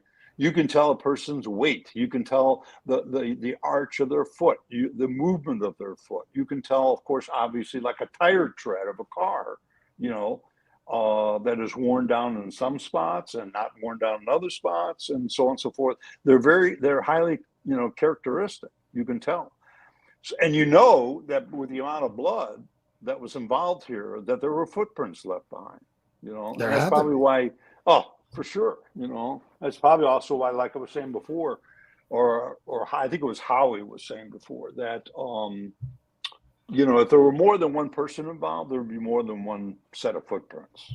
And to our knowledge, at least what's been publicly released, there's only been one offender that is suspected here. It's not multiple offenders, and that would be consistent with the stalker. Stalkers don't stalk in groups. No, they don't. They don't. No. I think it is a fascinating case once you get involved in the nuts and bolts of it and what have you, and it's fascinating. Well, I shouldn't say fascinating. It's curious that once again. The police did an exclusionary press conference when the issue came up with the professor a couple of days ago. When the professor was labeled and whatever, and then they got on the air and said, "No, this professor has nothing to do with anything." again, another exclusion. Yeah. That is a tactic and what have you, that follows a certain kind of methodology. And that's why I say, I think that they know a whole lot more than what they are suggesting or what have you, especially with the amount of assets that they have working on this. Because while they're talking about 60 FBI agents, unknown number of people from the state of Idaho, Bureau of Criminal Investigation, so on and so forth, and of course the Moscow Police Department, to the extent that that has any value at all compared to the others. I'm not saying that they don't, but I am saying that others have much greater resources, but that it would not have leaked out. So that tells me that that is a strategy that they have employed with everybody, and they don't want anything to leak out. And the reason why is because they want the person of interest to feel comfortable and to feel as though he's gotten away with it, and they're waiting for him to make a mistake, and do something that will cinch the case, if you will, for them. Yeah, most likely. Listen, Jacko Jack said Jack D's aunt, Brooke Miller, Jack D was the boyfriend, ex-boyfriend, tells the New York Post Jack is crushed that he lost the love of his life and devastated that some consider him a suspect in the slaughter. Here's the thing, and this is another reason I thought Jack D might be a viable suspect, because he was losing her anyway. She was moving to Texas. She was going to be back there for a couple of days, and then she was moving to Texas. So that was it. You know what I mean? And that's hard for a guy to take. I would say this to Jacko Jack. I get his point and what have you. It's well taken, and also Jack is well articulated. But I think that what you can be certain of is that they are scrubbing that guy down like he has never been scrubbed down before. Okay. Meaning digitally, cyber-wise, telephones, and what have you. By now, they probably have all, and I'm not going to get into the highly esoteric nature of it, it's very complex, but they have all of the cell tower registry records, the caller detail records, they're called CDRs, of everybody, all of the towers near that house. They've taken down all of the data by now. And they're, I would hope so. Yeah, and they're triangulating it like mad. Not to necessarily see, who's calling who, although it would disclose that. But remember, a cell phone is like a beacon, like a radar beacon. Okay, beep, beep, beep, beep, beep. It is always beaconing the nearest cell tower to say, hey, here I am in the event that you want to place a call to me. This is where my location is. Okay. So your phone is always, beeping, if you will, the cell tower. And then as you move away from that cell tower, you're handed off to the next one and the next one and the next one. Unless, of course, the cell tower has no slots left for you to hang on, in which case that's why calls get dropped. But, they know everybody who is around that tower, around that house, based on the cell towers. Because from the cell towers, they get the IMSI and the IME and the cell IDs and whatever. Again, very esoteric, SIGINT, but nonetheless, which is signal intelligence. But nonetheless, they have that data. Okay. But it takes a lot of work to go through it all. You've got to load all that data into a system and call through it and what have you. And it takes a lot of work. So, yeah, well, listen, I guess we might be waiting a while, but I'd like to think they're doing the best they can. And you never know. We could wake up and there could be an arrest tomorrow. That's true. That's true. And it could come just like that. Very, very unexpected. And it'll be something, that may or may not include some of the things we've touched upon, or maybe something, way out of left field that nobody even considered or contemplated. It's hard to say. Hard to say. Yeah. So, Well, listen, Don, thank you for coming on and enlightening us with all your knowledge. I well, appreciate it very, very much. well, there's a difference between knowledge and wisdom. There's an old saying. Let me think if I can think of the saying. It's called yes, right. The knowledge of the I is less than the wisdom of the we. Okay, and everybody on this channel is the we. They are the wisdom. The wisdom of the we is greater than the knowledge of the I. Meaning I. You're too So, smart for your own damn good, Don. no, not really. Jesus. I'm old. I'm broken down, dark, dank, dreary, drizzly, and Don-like. Especially, I've only recently got warmed up, meaning because of the Arctic cold. It was awful. You're still in the mountains, huh? Yes. Yeah. I just got home from work, actually. So, Well, do us a favor and solve this crime already. God damn it. We know you can do it. No, this one is way above my pay grade. I can assure you that. If anyone can do it, you can do it. Why are you not on a plane to Idaho right now, Don? Because it's too cold there. Anthony Aralotta said, Don, you're the best. No, I appreciate it. He's very kind. Very kind. But anyway, listen, why don't I give somebody else a chance to come on? If Frank is around or Howie or any of the rest of the crew, they should come on too. Well, it can't always be, So God bless you all.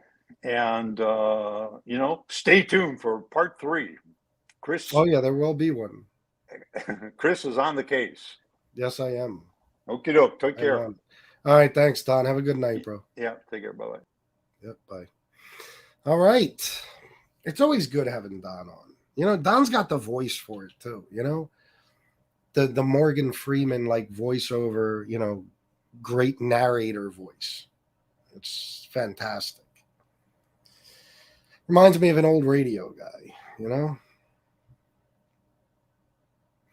Is Tony Pizza on the case? Now he's probably on a case, sleeping. Like an empty refrigerator case, something like that, Is Don an ex-cop? No, he is, I believe. I don't know if I should. I believe he is a senior intelligence officer, or was. Am I correct, Don? Please text me and tell me if I was wrong.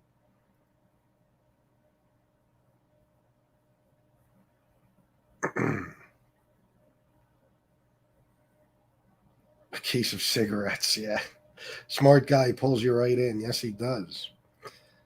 Art Bell. I don't remember. I know that name, but I don't remember what he sounds like. I'm not sure. Very nice, intelligent man. Yes, he is. So I'll drop the link, see if anyone else wants to hop on for a little. If not, I'm going to end the show.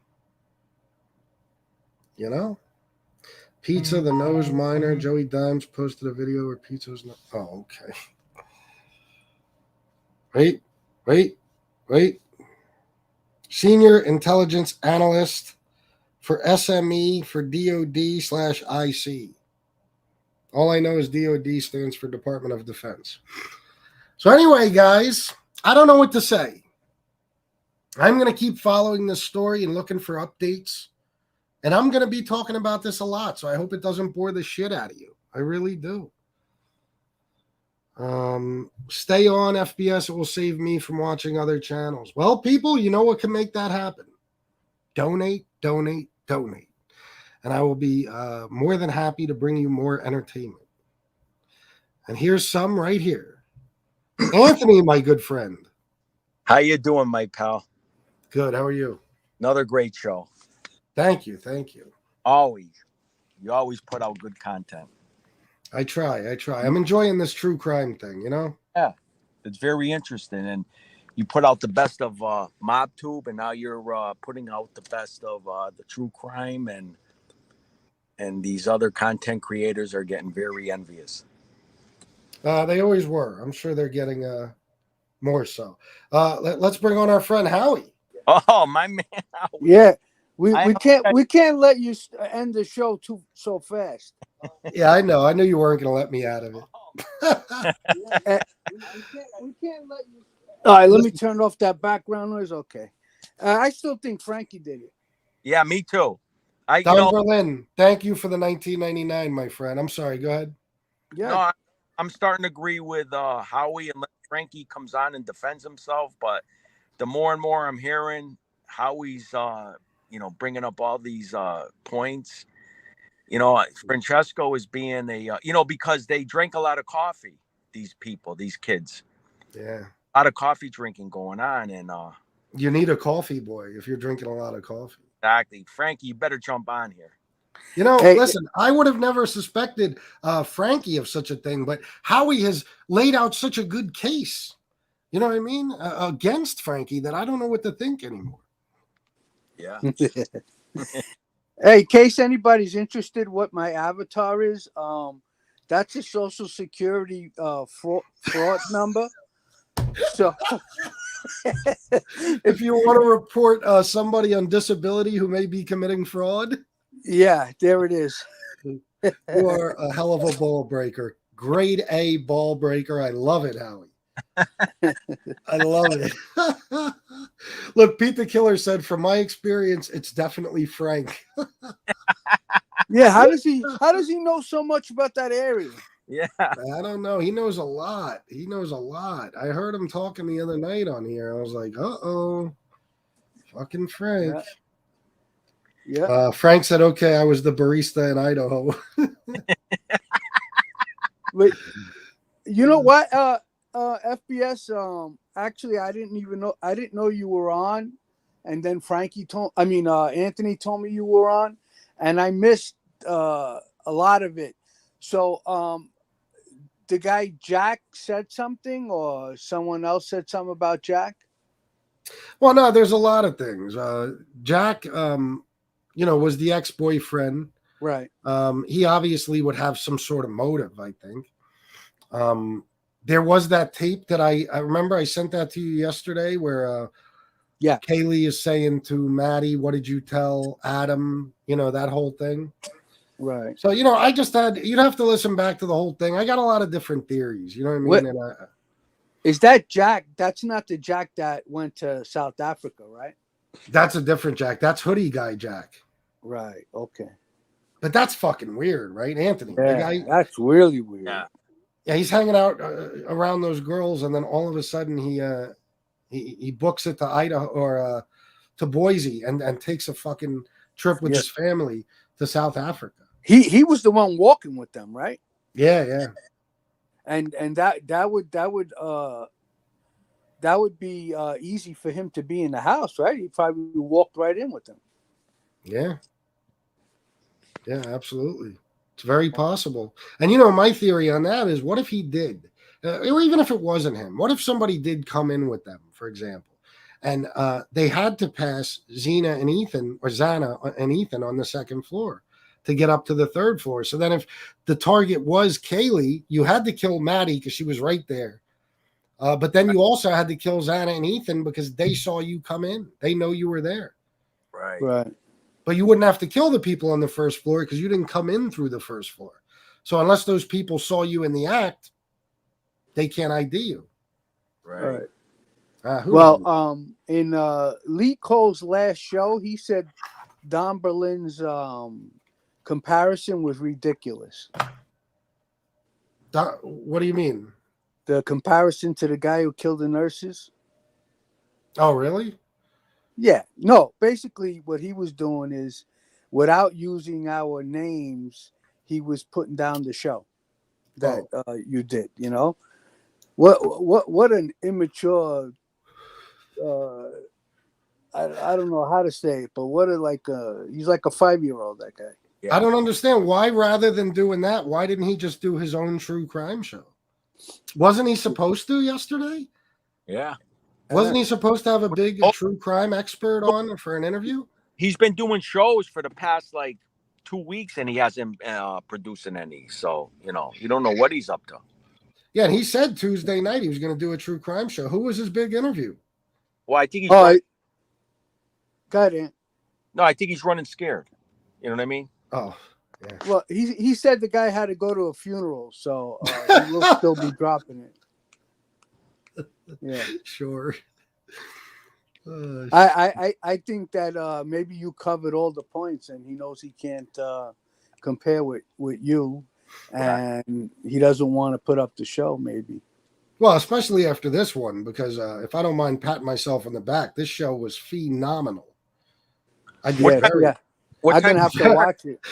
I'm very proud of myself, Anthony and Howie. Very, very proud of myself. Yeah, I gotta watch it back later on after we get off. Yeah. Yeah. So what's up with you two guys? What are you up to? Anthony was up to no good on Angel's chat. What's going on over there? He realized he wasn't blocked, so Yeah. I got a couple of messages in, and then I was blocked. Yeah. I'm surprised you weren't blocked already before Yeah. you got those couple of messages in. Yeah, well, she actually referred to me. She says, "What you say, Howie? Aralata in the She chat." said she doesn't know if this is the real Aralata, but get out of my chat. She's a little and it was angry, and it wasn't Chicky's fault. Yeah. Then she says, and the other guy blames Lee Cole. Wait a minute. What wasn't Chicky's fault? That she's having all these problems. Yeah, with, I told Chicago Muscle and you and everybody else. get rid of these trolls. Chicky is the one that told her he swears on his grandkids that he saw a sex tape of a certain individual, and it got Angel in a lot of fucking trouble. You know what I mean? So I disagree. Yeah, and that's what I pointed out to her. Yeah. Yeah. But yeah, you know, and that everything was your fault, basically. You know, Of course. she said that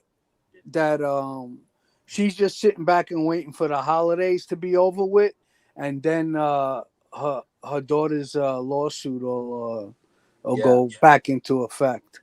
Yeah. Good. Yeah, I'm looking forward to getting more paperwork so I can tear it up. She said you and your wife. What the fuck did your wife do? Your wife didn't say a fucking word. She has no idea what's coming her way. That's the funny part. She has no idea. She actually thinks she's the one that has a case. She has no idea. But that's all right. We'll talk about that another time. But it just goes to show you that she's using her daughter to attack you. Of course. Yeah. Because why would her daughter include your wife? You know what I'm saying? Yeah, without a doubt. My wife doesn't even know of Victoria's existence, I don't think. Exactly. So Angel's using her to do her dirty work plus whatever she feels was said about her daughter. Right. Yeah. Well, I dare her to sue me. I still do. But they ain't suing shit. No. They ain't suing shit. She's playing the victim role too. She's always playing the victim role. In her mind, she's a victim. Yeah. She said what'd she say, Howard? The last 2 months, she's trying to go drama free. The last 2 months. Drama. Yeah, she said that, you know. And I was telling Howie, I go, well, she must not been including us involved with that. Does she forget that for the whole month, what was it? I think of November, right? Was the whole sex tape fiasco? Yeah. Fucking dumb bitch. Alex, 1999. LOL, Discovery is a motherfucker. Yes, it is. Thank you, Alex. Thank you very much. And then you got everybody in her chat agrees with her, and to the point where she actually believes herself. They actually told her, Angel, anytime you ever go at somebody is because you're defending yourself. Oh my God. Listen, this is what simps do. You know, Yeah. That's what they do. But there was people in the chat that were saying, get away from MRE. He's no good for you. I mean, there was actually people in the chat telling her that, you know, this guy no good. He's a scumbag. You know what the best thing is? Where he never showed up. So far as I know, he ain't on her show. You know what that scumbag's doing? He's sitting back waiting to see what happens, what's said, and then he'll come on and you know try to be by Angel's side without insulting Muscle. Yeah. Well, you know what? I'm just sitting here thinking about what you just told me. There's a part of me that just for her mentioning my wife, because I thought I made myself clear, Yeah. even in the context of an upcoming lawsuit, I just want to go ape shit on her whole fucking family right now. But I'm going to try to remain calm. I'm going to try. Yeah, I would But I remain calm. told you, bitch, don't mention my wife anymore. I'm going to make you sorry. Legally, I'm going to make you sorry. Don't do it. Yeah, I don't know Making a what big fucking your mistake. wife. I don't know what your wife has to do with her daughter's lawsuit. They're full of shit. There is no lawsuit. There's no law. She sent me a fucking $11 piece of dog shit cease and desist order from a fucking terrible lawyer, and I ripped it up and laughed at them. And then now they're butthurt and they're making up excuses for why there hasn't been any more paperwork yet. She mentioned that. She said she heard you ripped it up. She saw me rip it up. That bitch watched. Don't think. Listen, she that watches stuff. every fucking show all day, every day, and she makes believe like she doesn't. Yeah, there's no doubt about it. Bro, I have a text message from her from the first time we really went at it, and she swore up and down she would never watch my show again.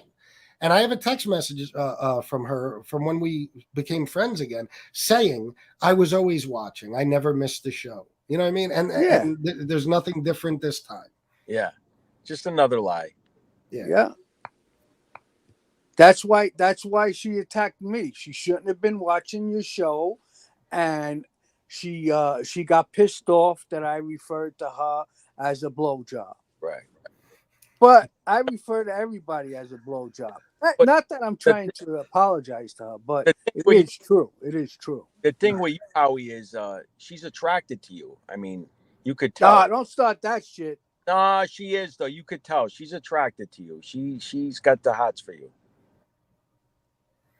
Well, you're saying she wants to have a part Jewish, part Italian, part Puerto Rican baby with Howie? Yeah. Yes. I got inside information on this. Well.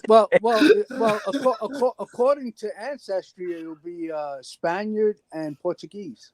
Oh, okay. Well, there you go. And Jewish and Italian. Right.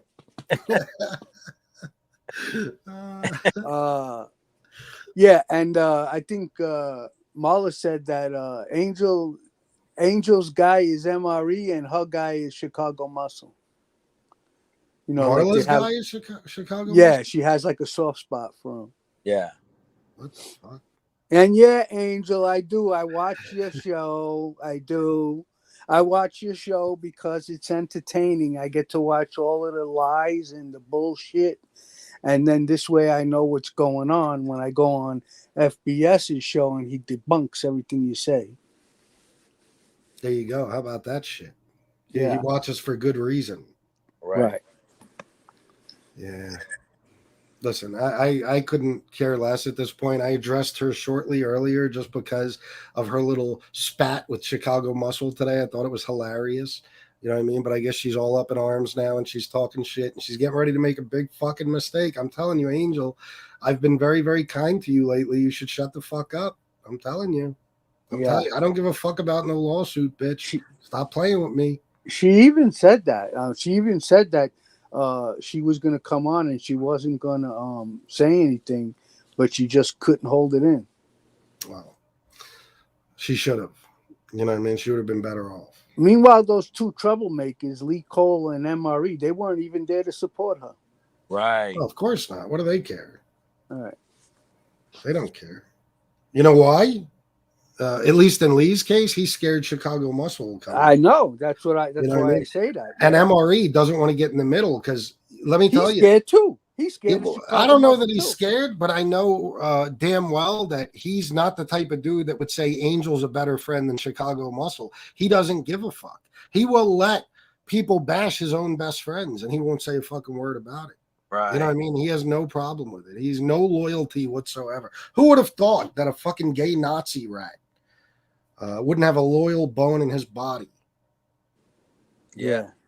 And, you know, she platforms guys that people, and she plays the innocent, the victim, you know, when she platforms them to go after and attack, you know, whether it's you, FBS, me, Howie, you know, she platforms a certain guy and that's when she plays the dumb role, You know what I'm saying? Listen, all I did was fucking call her a blowjob, and she fucking went right for the jugular. Yeah, but I killed an old man, and I made You weren't- sex tapes and everything. you weren't lying about when you said that. It was just that you said you called her the blowjob. She was giving the blowjobs. You have a Thank foul you, mouth, Anthony Arellata. The filthiest mouth in all in all of the United States. That's right. But all the people she's been around her entire life, she's never heard a filthy mouth like yours. Not even from her own father, who actually said, "Bleepity bleep." God is a bleepity bleep f word. You know, After he lost the college basketball bet. I take a compliment. Hey, go ahead. I take that as a compliment. You know. Yeah. Listen, it takes a lot of work, a lot of shit talking to be considered the foulest mouth in all of North America. You know what I mean? What about when she got mad at you talking about her father?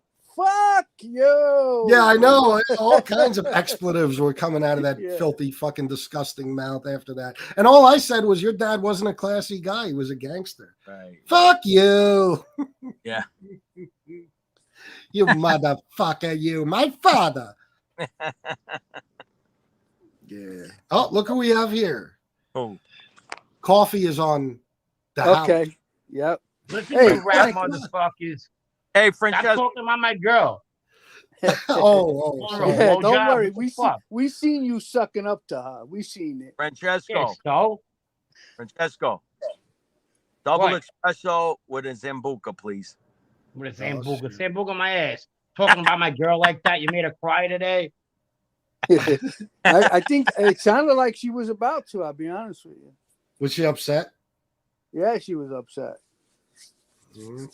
Her children. She's upset about people not caring about her children being attacked. Oh, fuck her. She attacks everybody's families. Exactly. That's why. Peter Killer says that's his girlfriend. All right. Even Chicago Muscle had to point some things out to her today. You know what I mean? She's very unaware. Yeah. This is somebody, she likes to attack families. Then her family gets attacked, and she's all up in arms. She can't believe somebody would do such a thing. You know, because anything is good for a Gotti apparently, but everyone else has to play by a different set of rules. Well, fuck that. You know what it is? She's not used to being attacked. You know, she's been a princess all her life. You know, to the Gotti dynasty. And yeah, we used to hang out at the Bow Wow together. Yeah. Well, remember the Bow Wow? Hey. Yeah, I actually hung out there a couple of times. The Bow Wow. It was the arcade back in the day. Yeah. But me and her used to. She really used to hang out in the back. Oh, I thought it was named after her.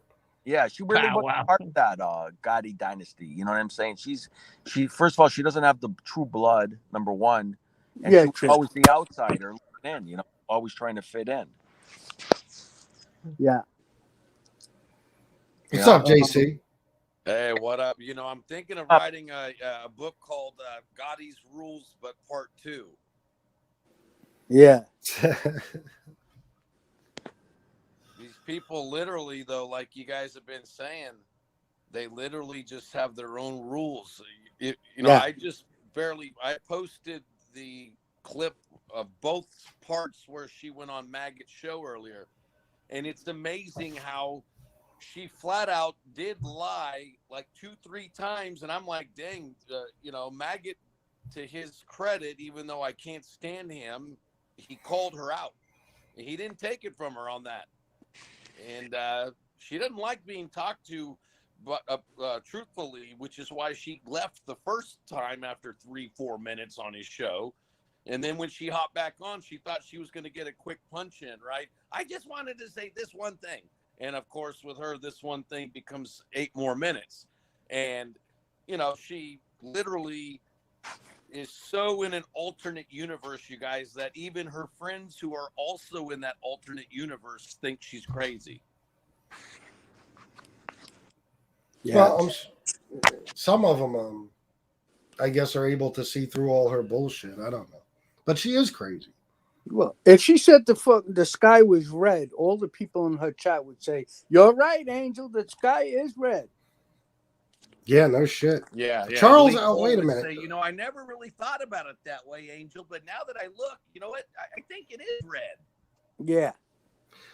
Frank, was the Bow Wow by Cross Bay Amusement? Yeah. Absolutely. Oh Yeah. shit! I knew it when you said the Bow Wow. I think I got fucking pictures there because I used to have my birthday parties at Cross That Bay was across Amusement. the street from where you had the birthday party. Oh, okay. Yep, I know exactly what you're talking about, bro. I knew it when you said that, but The same boulevard that poor black guy got chased and killed. Yeah. yeah, And there yeah, used to be a Pizza City there too. Yeah. yeah. There's me. Wait a minute. There's me Pizza at Cross City. Bay Yeah. Amusement. Oh shit! Look at that. Yeah, that's me at Cross Bay Amusement, and here's Gunsmoke. No Oh, bullshit. you Really? look like And the brothers. pink. Yeah. That's Is him that- in the pink. Yeah. Is that Nice. him with Angel? That shit would have tipped over. What are you talking about? Oh, that's funny as fuck. Oh shit. Oh yeah, I used to have Anyway, all my yeah, I birthday mean- parties there. I mean, you remember? Hey, Howie, you remember the kid Howie? That kid, he flipped too. The Christopher kid, Anthony. Anthony Christopher? Yeah, you remember him? Yeah. So he was dating some chick down the block with it in Howard Beach, and it was dangerous at the time because we were kids from Middle Village and Ridgewood. So we were Right. like in high school. I think I was like 17 or 18. So he used to go over there, right? Because the girl dumped him, and he used to pull the fire alarm in the corner. Yeah. Tell him that there's a house fire on the corner. Right. And the first time they had to go there, it was like fucking cold as shit. They had to get the whole family out there, mob family. And we would hang out in a Cadillac laughing while they're doing that.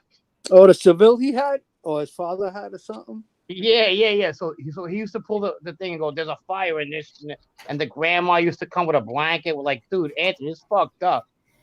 So like every Saturday we used to go back and do it again. By law, the fire department has to go there. You know that. Yeah. So he would pull it again about 2 a.m. and evacuate the whole family. Yeah. By the third time, the family figured it out that he was doing it. They went to Yeah. the dad and said, and they settled it. They go, "If you ever fucking do that again, we're gonna fucking kill your son." You know what I mean? Oh, okay. Who was But the this was in guy? Howard Beach, like in the middle of the night. Who was the girl? I'm not gonna say, but okay, Well, I'll tell you her first name. Her name Who was was her Laura. father? Oh, I know that girl, Laura. You're talking about the blonde. Nah, she was a brunette. And Okay. her cousin was Randy. You remember Randy, Yeah, I think I remember the Randy. degenerate gambler who got caught with like Yeah. $300,000? Yeah. That was her cousin. Well, who was her We all father? went to school. I liked Laura, but it was just funny. We were all fucking in the car having fun, Who was her father? I'll tell you some. Jeez, listen, Frank, you got the whole Bonanno family looking to kill you. You're afraid to say this guy's name? No, actually, no, I don't. Actually, they're protecting me because I know more. Don't piss them off. Hey, who is it? Listen, if Lee pisses me off one more time, I'm gonna tell a couple of guys that, hey, listen, I might talk. You're not gonna say who it is? They owned a carpet store. I'll say that. That's all. They own the. They were carpet. affiliated with people. They weren't. You know what I mean? Yeah. Well, John Jr.'s mother-in-law and father-in-law owned the carpet store. They might be related to those people. I remember one time I was talking to her. Her and her friends. We were on Cross Bay Boulevard, and there comes Junior, 8 years older, like 25. Hey, come here. I want to talk to you. And she's like 15. Like, who are those motherfuckers? You know what I mean? And we're like, what? Like, he wanted to kick our ass, you know? Oh yeah, he was a fucking bully back then. Yeah. Right. And I agree with you to what you said the other day. Yeah, that was going on. I mean, what the fuck? You're gonna beat up a couple of fucking 15-year-olds. Yeah. Yeah, I didn't like Howard Beach. I had friends there, and they were pretty cool, but every time I was there, it was just on another level. Especially after the Castellano murder, they just they gravitated to being assholes. She She said Well, she there's a lot of gangsters that liked Angel Gotti in Howard Beach. yeah. she said You she know, said she she used said to she jump in and thinks out of cars. she said she thinks everybody in Howard Beach hated me. I hope they did because I wasn't from Howard Beach. Well, I then was you from then then Park. then Junior was a close fucking first. Yeah, he probably was pissed off he couldn't get his hands on me when I started that trouble in the Harbor Club. Yeah. Because he sent for me, but I never had to go. Yeah. I don't know. I mean, it's crazy. But it's amazing, FBS, how, they talk about karma, and karma bit them right in their fucking ass, and it keeps biting them, Oh, without a doubt. You know what I'm saying? It's like, it's Yeah. funny how they preach that shit, and if you're a true believer of what you put out in the universe, what you put out comes back to you. They're getting it full circle. The scumbags that they surround themselves, they're all eating each other up. And we're over here laughing and building and growing and just networking and having fun. And they're over there fighting, killing, stabbing each other in the back, scumbag lowlifes, rats, fucking junkies, everything. And I know. the karma just keeps eating them up. Well, listen, if they're not fighting with me, they'll be fighting with each other. As somebody said something that's very true. Today, when her and Chicago Muscle were going at it, somebody in Chicago Muscle's chat said Angel needs the fighting or her channel dies, and it's absolutely true. You know what I mean? So she'll fight with somebody. Even this shit with me, she'll try for a while. I'm gonna do my best not to talk about Angel just because I'd rather not talk about anybody. I'm enjoying this true crime shit, but she'll continue to attack me even if she stops for a while. She'll have no choice. I'm gonna have to correct you on something, man. This is the side with the rats, not that side. They don't have any content to put out. I said this is the side with the rats, not their side. Anthony completely ignored you. Oh, okay. All right. Yeah. What I'm saying is like they don't have any content. Like you said, FBS, you got different shows you put on. The addiction and recovery shit. Then you got, you can do interviews. She can't get with the name like her. She can't even get a good interview with the fucking name that she's got. I know it always. Well, she's probably destroyed her credibility based on all these shows that she's done. No, but you know what it is? They're outcasts. People don't realize it. Like the world, they go by the name. We all know the Gotti name is an outcast. They're like, they got leprosy. They're like, they have kryptonite. Nobody wants to go near that family. She can't get nobody near that family and put her on her show. Yeah, think about this. With that name, don't you think she would have put, if she had a upstanding name and they were in good upstanding with the mob world and all that, she'd be on this with us going through all this bullshit? No. She wouldn't be on here, right? Of course not, right? Because they're outcasts.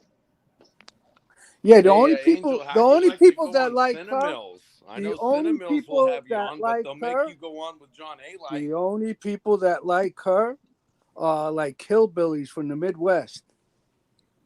Yeah. Hey, I like her. I'm not a hillbilly. Yeah, you. Yeah, right. But you're in love with her though, Frank.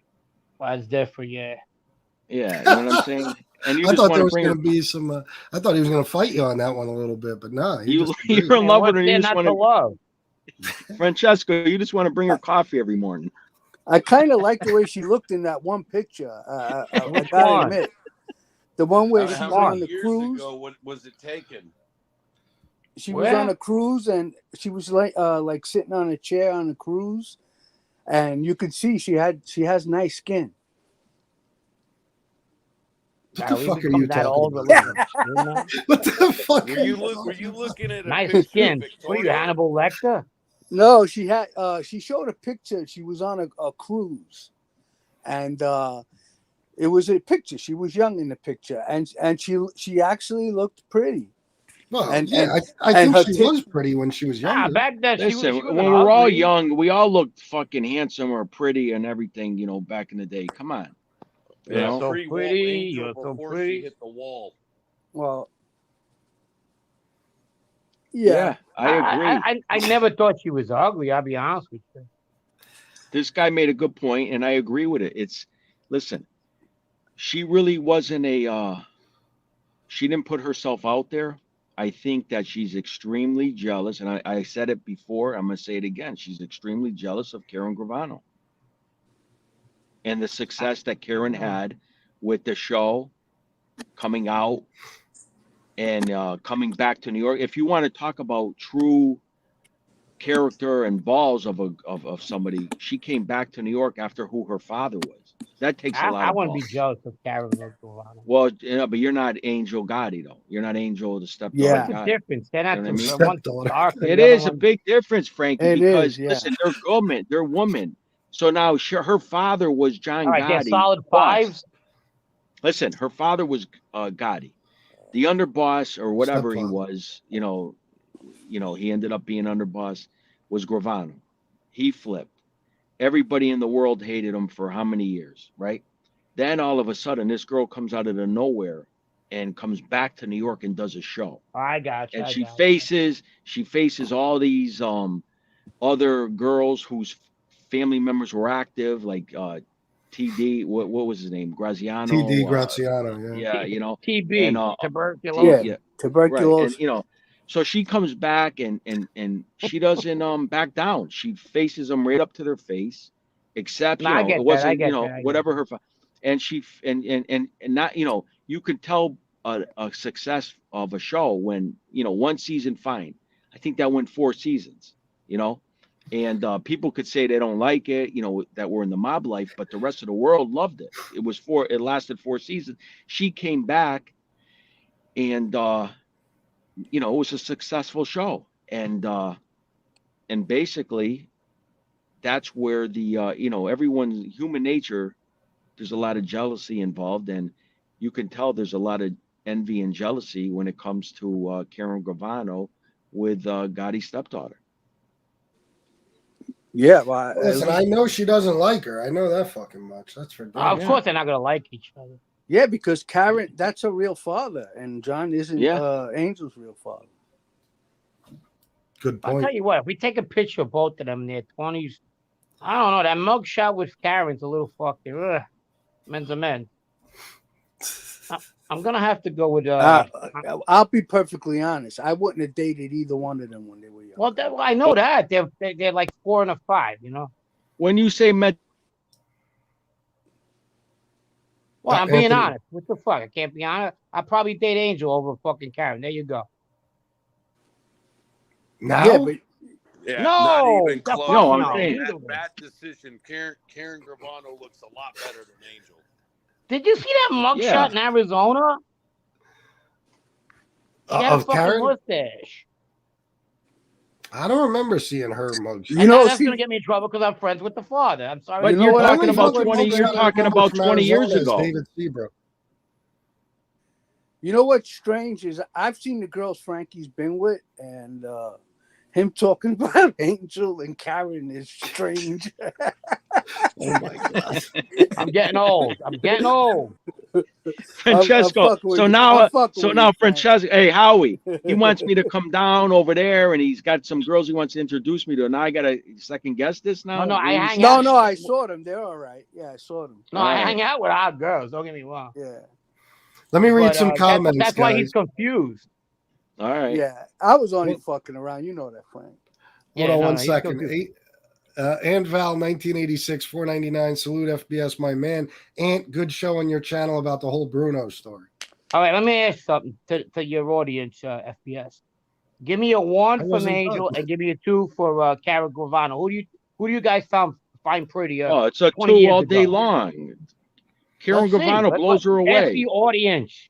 Yes, you see but the, 2. you see the size of Karen's rear end? Well, Yeah, I'm not Karen has a black. That taste. don't press. Prepare to lose, Frank. You are going to get outvoted big time right now. Hold on, let me Karen read Lot some of more zeros. comments. Hold on. A lot of 2s and 0s. Kirk Davis said Harry Riccobini turned Angel down. That's fucking hilarious. Michael that's McDonald true, said, "Bitch has skin like a shark." Wait a minute, there was a good one I wanted to see. Hold on. So far, you got all Karens and none Angels. Yeah, you're Yeah. right. Son of a bitch! I had a good one. I fucking lost it. Yeah, Ramona was my favorite. Bud Rob Okay, said 0. I MRE. But we're agree not with him. comparing Ramona. No, I know. I'm Okay. just saying. Just like the other Somebody- girl, Carla. We're not somebody's- comparing Carla or the Yeah. other girl. Who was the girl from Philly? Oh, she was Yeah, hot. but she I was never like watched that She was show. like a gun mall, you know. FBS. The only reason I watched it, I was in prison. Oh well, yeah, I understand that. Okay, MRE or Angel? Who's got a nicer ass? I've never seen. I've Bro, never seen. Don't make MRE these yet. people say Get MRE. Angel to win a contest, ain't he? I never All right, seen. Who's let's got say- nicer lips? Who's got nicer Frank lips? is very, very kind to Angel. Frank has a thing for Angel. Yeah, I know. Frankie, you know you're in love with her. Not really. Not really. Nah, I mean, What listen, the fuck I does don't. that mean? Not really. You're half It should pregnant. be a or flat little out no. pregnant or Shut up, Lee. something? Don't say nothing, Lee. Don't say nothing, Lee. Yeah, I I'm feel like I'm a fucking- little bit I feel like I'm pregnant. in second grade. So why do you feel attracted to her, Frank? Well, you know what they say: never meet your hero. So I hope I don't get to see her live. Well, so she was your hero. Someone actually told that to Maggot in his chat today that it's his fault for being triggered because he's all, "Don't you know, dummy? Don't ever meet your heroes." And he's like, "Angel Gotti ain't my hero. I thought she was my friend." Well, we certainly thought she was your hero. Hey, that was hilarious when he put his wife on I know. Who's that? Who? Muscle. Chicago Muscle. What Oh, does she did he? sound like? Loretta Lynn? No, she was abusing Angel. She was. No, When really? she called Angel a weird little bitch. I almost pissed my pants laughing. It was so fucking funny. Oh my god. Said you weird little bitch. This is what it comes to, you know, like people from who knows where the fuck in the United States bad mouthing her. Yeah, and she brought it on her. Yeah, she did. No doubt, Yep. bro. She's getting clowned on by West Virginians now. Crazy, right? The Whitakers. Yeah, people marry their brother and sister. You know, I don't know. I'll never understand what she was thinking. You know, I don't understand why she doesn't back out of this. You know, She's got But Oprah Winfrey as a sidekick. Oh yeah. no, Oprah Winfrey had class. Yeah. Didn't that chick like lose her kids or something? Yes. That's Yeah, true, she had huh? her fucking son taken away. Yeah. Now, how the Damn. fuck did she get to adopt another one? I don't know that she Is did. the kid adopted or is she just a foster parent? Which kid? The new kid that she's got. I don't know. She adopted a new kid. I think he's 8 years old or something. That's a shame. Yeah, she was I don't talking know. about she's having problems with him, behavioral problems. Oh, gee, I wonder if it has anything to do with her. I mean, Jesus. fuck. Or with the use of meth or in pregnancy, that could happen. Well, but I don't think it's hers. What do you mean? They said you was adopted. Listen, there's only one oh. reason somebody it's got to be something like a foster parent thing. Like, who the hell would want to take on an 8-year-old without getting some money out of the deal? You know, I don't know. Who knows? Yeah. Who knows? So I guess I'm safe since Karen won that voting process. Nobody's after Angel, so I'm pretty safe. So FBS, let me ask you this: if this Scotty stepdaughter doesn't go into the drama no more, doesn't attack you, obviously she attacks me and Howie. She lays off a little bit on Frankie because there's some type of love affair there going on, but we don't, you know. Yeah. Shut But, up, Lee. So, all right. So then you got her. She tried. Then you got the kidnapper from Texas running scared. He doesn't want to get involved no more, and they're not attacking no more. Obviously, we could go to the approach of just doing straight content of mob shit. We could talk till 5 years from now about, you talk to us about mob content. We'll be talking for years about stories, about this and that. What I'm wondering is, obviously that little weasel rap bastard from Providence, that little homosexual, MRE, he'll probably, we'll attack him. But let's just say, obviously, we're beating them up left and right. So eventually, let's just say Angel drops out and the kidnapper drops out. We attack this MRI dude. MRI as far as the MRI. kidnapper calls him. Yeah. That's what Lee called him. Yeah. Yeah. MRI. And then we'll just go. What do you think? Just go back to are you okay to going back to regular mob content, FBS? Oh, bro, yeah, whatever. Mob Right. content, true crime, all that good Yeah, shit. well, Right, right, because Call me that a was coffee boy, interesting. motherfucker. That was interesting. You bring up like you had me on an interview, Howie and Frankie and this and that, but you could talk hours, just different subjects about that. They can't platform people like that. And No. yeah. I love the way Anthony says he's not finished. He raises his volume. The bar. He raised the bar. But we're gonna have to renegotiate my contract. He is our captain. Yeah. I've always said I have I have a number of other things I could do, and I'm proving it again. Right. You know what I'm saying? Yeah. Whereas they have to go at me. Angel isn't going to be able to help herself. If I didn't say anything about her today, she still would have fucking been going after me. She can only stop for a little while. So it's something I'm used to, but eventually I'm gonna have to move on any fucking. You know why I say that, FBS, is because like I talk to all these ex-mob guys, a lot of guys that don't even come on. Like I talk to Howie. Howie, how many hours we talk a day? Don't say nothing. Don't say nothing. And Frankie, Don't say right? nothing, Lee. We talk hours a day, and but I talk to other mobsters that were in the life that don't want nothing to do with YouTube, that were serious mobsters, captains and families. I talk to them for hours a day. So it's like, we have other avenues to talk about, Yeah, if you just recorded our phone conversations, you have gold. Yeah. YouTube gold. Because we have so much in common. It's like a combination of reminiscing, war stories, shit like that. Let me just give a little breaking news. Somebody just sent me something that I apparently missed when I was going over a certain Texas kidnapper's paperwork.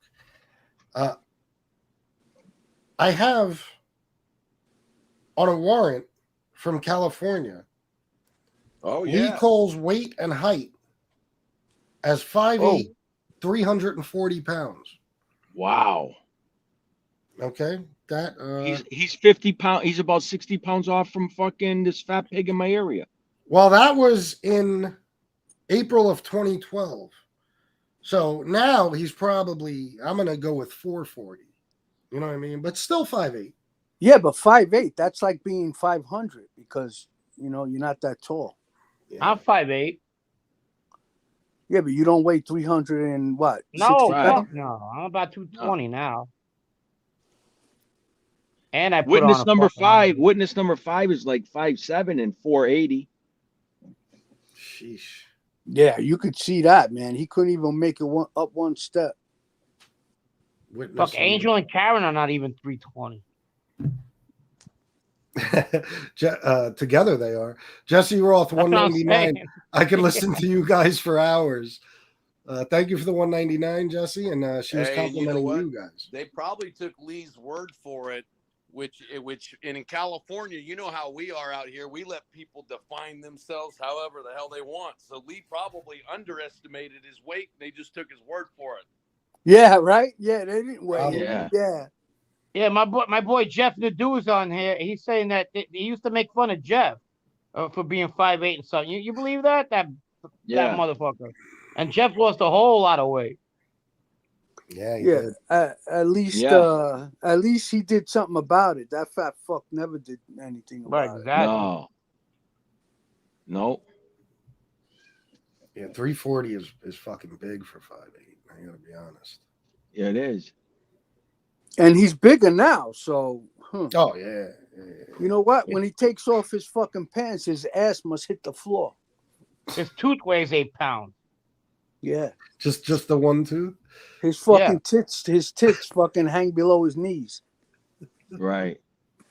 Well, when witness number titty 5 knees. lost all the weight, the skin, it sagged so much he had to get the operation to cut the skin off him. Ah, Oh gross. really? Oh yeah. And And then then he got big again. he It looks got like a big sharp head.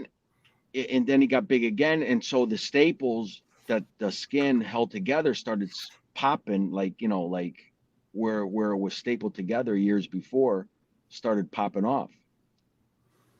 Wow. So he's got some nasty scars, right? Oh, forget about it. Yeah, that's I've seen people that had that operation. You get some. You If can you- add like 5 pounds to Chicky for the wiretap he was wearing the whole time too. Yeah. Yeah. What did you say? 5 pounds for the wire? Yeah, well, because 20 years ago they didn't have those real thin ones. Remember, they used to have to tape them to a dude's chest, and they're like, "Bro, can you hold in your tummy when you're talking to the guy so that the tape recorder don't show?" It's different now, but back in the day, they didn't Well, have. He didn't have to worry about that, JC, because right, JC, he didn't have to worry about that because he put his brother up to wearing the wire. Good point. William Brooklyn said, "My baby mother was at least 4'10". I love a fat bitch." What?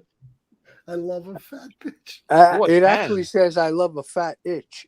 Well, yeah, but we know what he meant. I know. Lee said he once weighed 450. Once, as in once yesterday? Yeah, I'm sure. Well, I seen a fat guy get caught hiding contraband in between his fat roll. Oh, For yeah, real. yeah, I believe it. Yeah, It's a for good real. hiding spot. Yeah. Why not? Clever. Stuff a couple ounces of Coke in there. Yeah, because all you do is like lift it up, you put something in there, and just let it fall back down. It holds it in place. Some Simple as Scotch that. tape. Yeah. No, not even Scotch tape. It's like fucking. It surrounds it, like I never had that problem, thank God.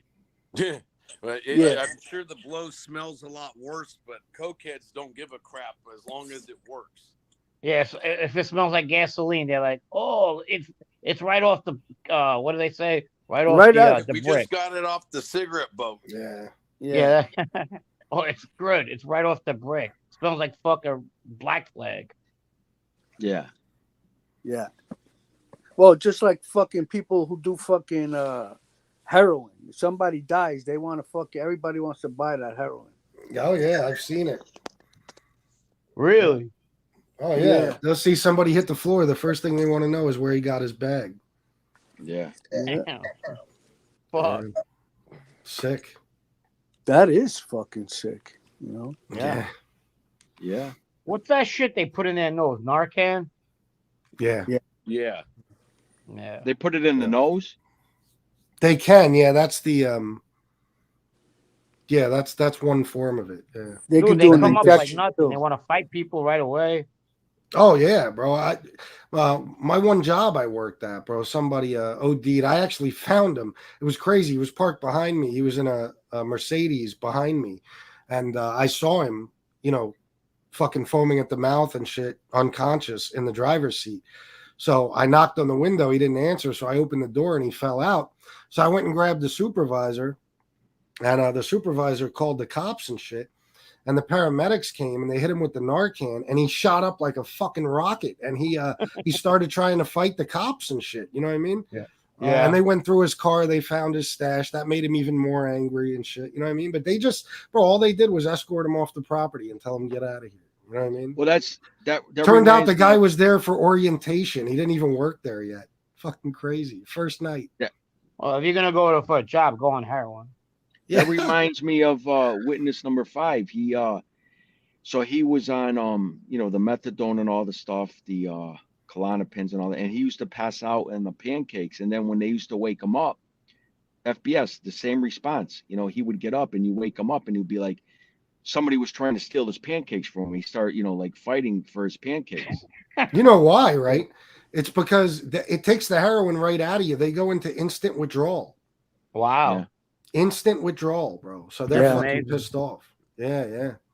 Yeah, and the reason why that witness number 5 went crazy was because there was no butter on the pancakes. It was he eats it with syrup and butter. Well, no, there was butter, but when he put his But yeah, face it into stuck the to when his he face, when his right, face fell into the pancakes, the butter went all over his face. So he thought somebody stole his butter, and that's why he'd get up like in a rage trying to attack. Yeah, he was fucking pissed. He was ready to eat those pancakes with a whole Yeah. bunch of butter on them, and then Jesus He's Christ. He went used to nuts. diving into a lifetime supply of pancakes, not having his head just smash right into it for no reason. Yeah.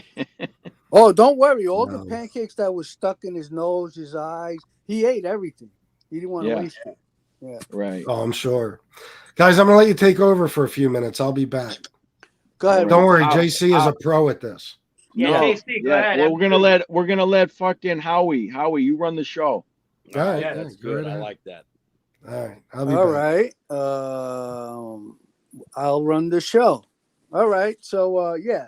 So I'm gonna make a prediction. I don't know why, but I feel like something's gonna come out tomorrow. I'm not gonna say who or why because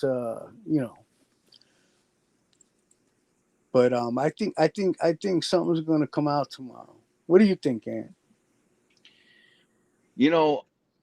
I try to not project into the future. I try to live into the now, but Right. I have to agree, in this life, there's always going to be certain things that transpire and things that take place and come out in the future. And I agree with you. I think things are going to happen, Yeah. Mhm. I have to agree with that. JC, what do you think? Well, normally I only make predictions based on the intuition that I have on things because I know I can always trust my intuition. What about But- things you've done yourself, JC? But I just heard the whenever I hear guys I trust suggesting that that they have an insight into the future, that lets me know there's other guys who have a crystal ball too. So I'm gonna go Very with you good. guys.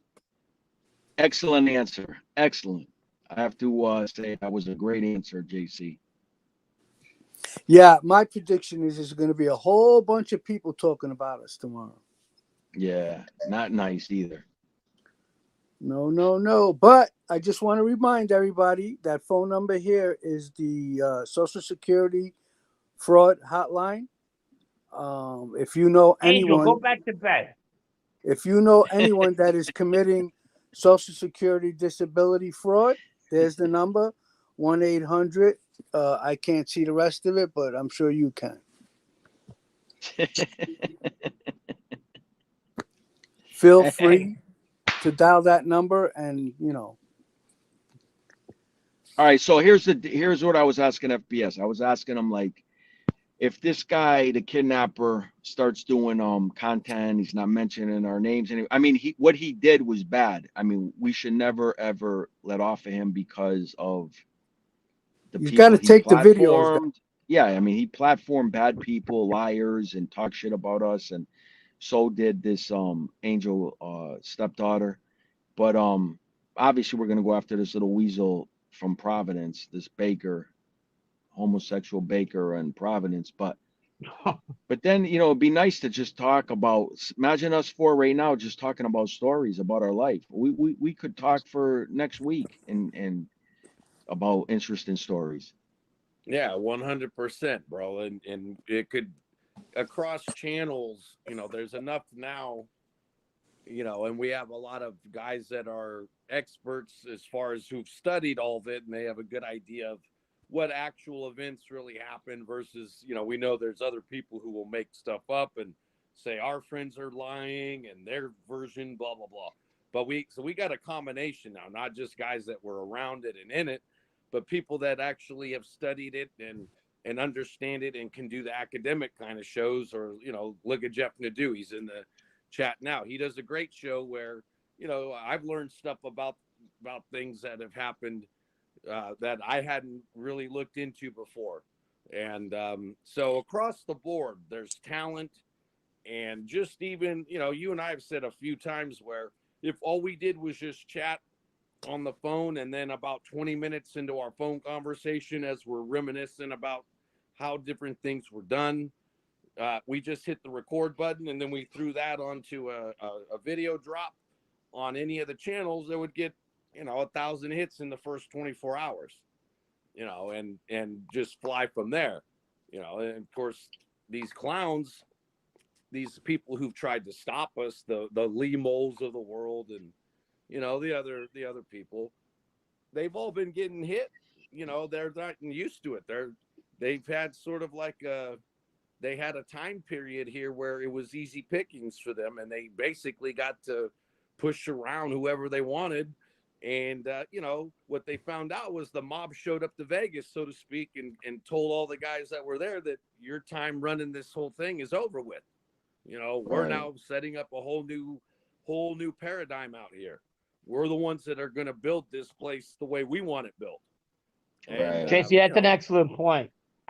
They were going after people individually, one at a time, everything like that. They didn't expect like 4 or 5 guys get together and say, hey, you know what? You're full of shit. This is who you are. You don't even know what you're talking about. You know what I mean?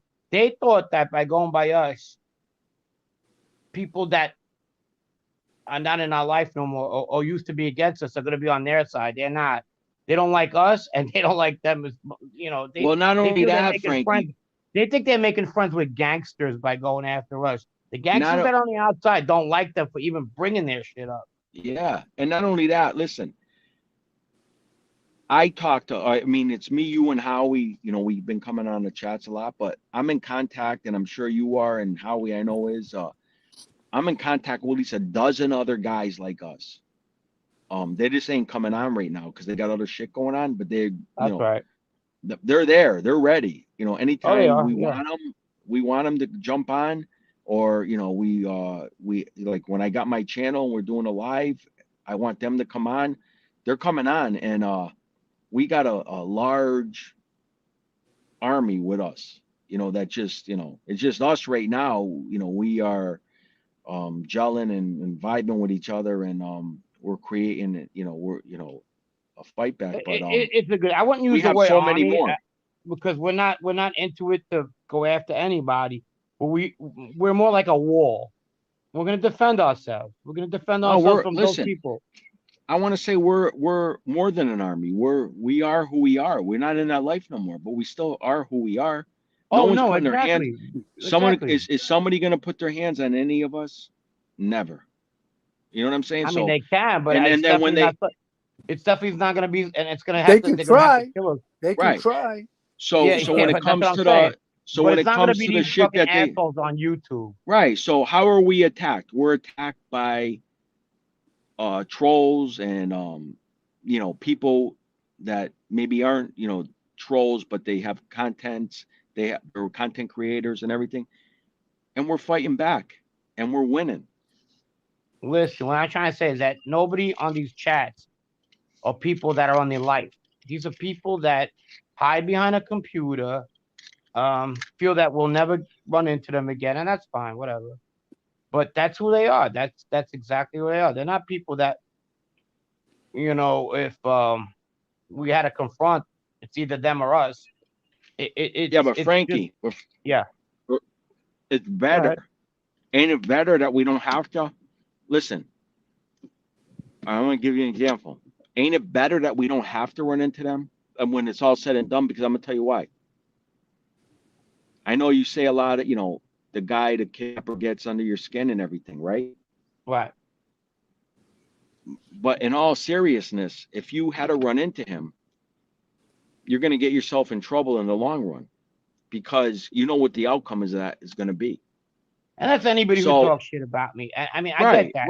right. So But at in the a same way, time, I guarantee in a you, if I see way, this motherfucker, he's gonna be so increpid and right, disgusting and one right. leg and fucking diabetes and everything that I probably like, I look at him and go, you got a pair of balls talking about anybody, especially somebody like fucking me who'll put you fucking in a place you don't want to be. Hey, Ori Spotto told it to me best way back when we all had shows, right? He was like, most of these trolls, they're like angry fans at a baseball game, and but we're the star players. We're out on the field. We're the stars. And yeah, when you walk back to the dugout, you're going to have some ass clown calling you this name and saying F your mama, blah, blah, blah. He's all professionals aren't going to waste their time taking their baseball bat and running into the stands and beating the crap out of some loudmouth fan. And that's a good analogy, actually. That's what most of these trolls and these jackals are. Yeah, at least you don't see us like her brother when he was doing an interview. He said he had a weak moment. At least none of us make any fucking excuses for what we do. We're us three anyway. Well, listen, you can't be half pregnant. So what he's saying is, you can't be half pregnant. Once you make a decision, you can't go back on that. And I always said it. If he was to go into a federal penitentiary, if he came out in the population, he'd get butchered up just like Whitey Bulger, 100%. And he would do horrible time if that was the case. But we all know if he ever got convicted of any of those cases, he was going to flip. Without a doubt. Without a doubt. That's not even like guessing. That's 100%. All right. Yeah, because I believe the only reason why he had to go to trial was because the government said, fuck you, you're going to trial. Yeah. They refused to give him a deal after he tried to pull a fast one over him. So, look what happened with Casso. They were going to give him, I think he was going to get like around 6 or 8 years for 36 murders. Mm-hmm. And he fucked up that whole thing. It's not as cut and dry as people think it is. There's a lot of process. There's a lot of planning. There's a lot of, Yeah, and there's a lot. It's a very serious. When we're no part longer of your life. When we're no longer useful to anybody, they're just waiting for us to step on our dicks to put us back in jail. Well, yeah, and is that something that we would in my case, I got too many guys for that to happen. So, for me, there's just too many. Yeah. Yeah, well, fortunately for me, I think I'll be useful until the day I die. I just know too much.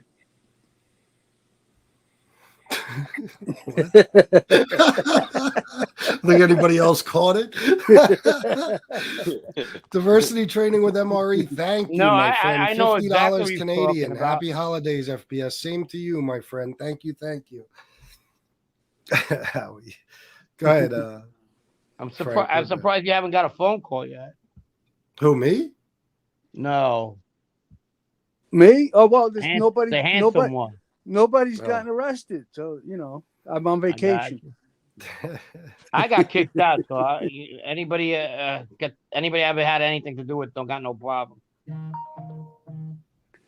Yeah, but what do you mean? You got kicked out of the program? That doesn't mean that they don't like you.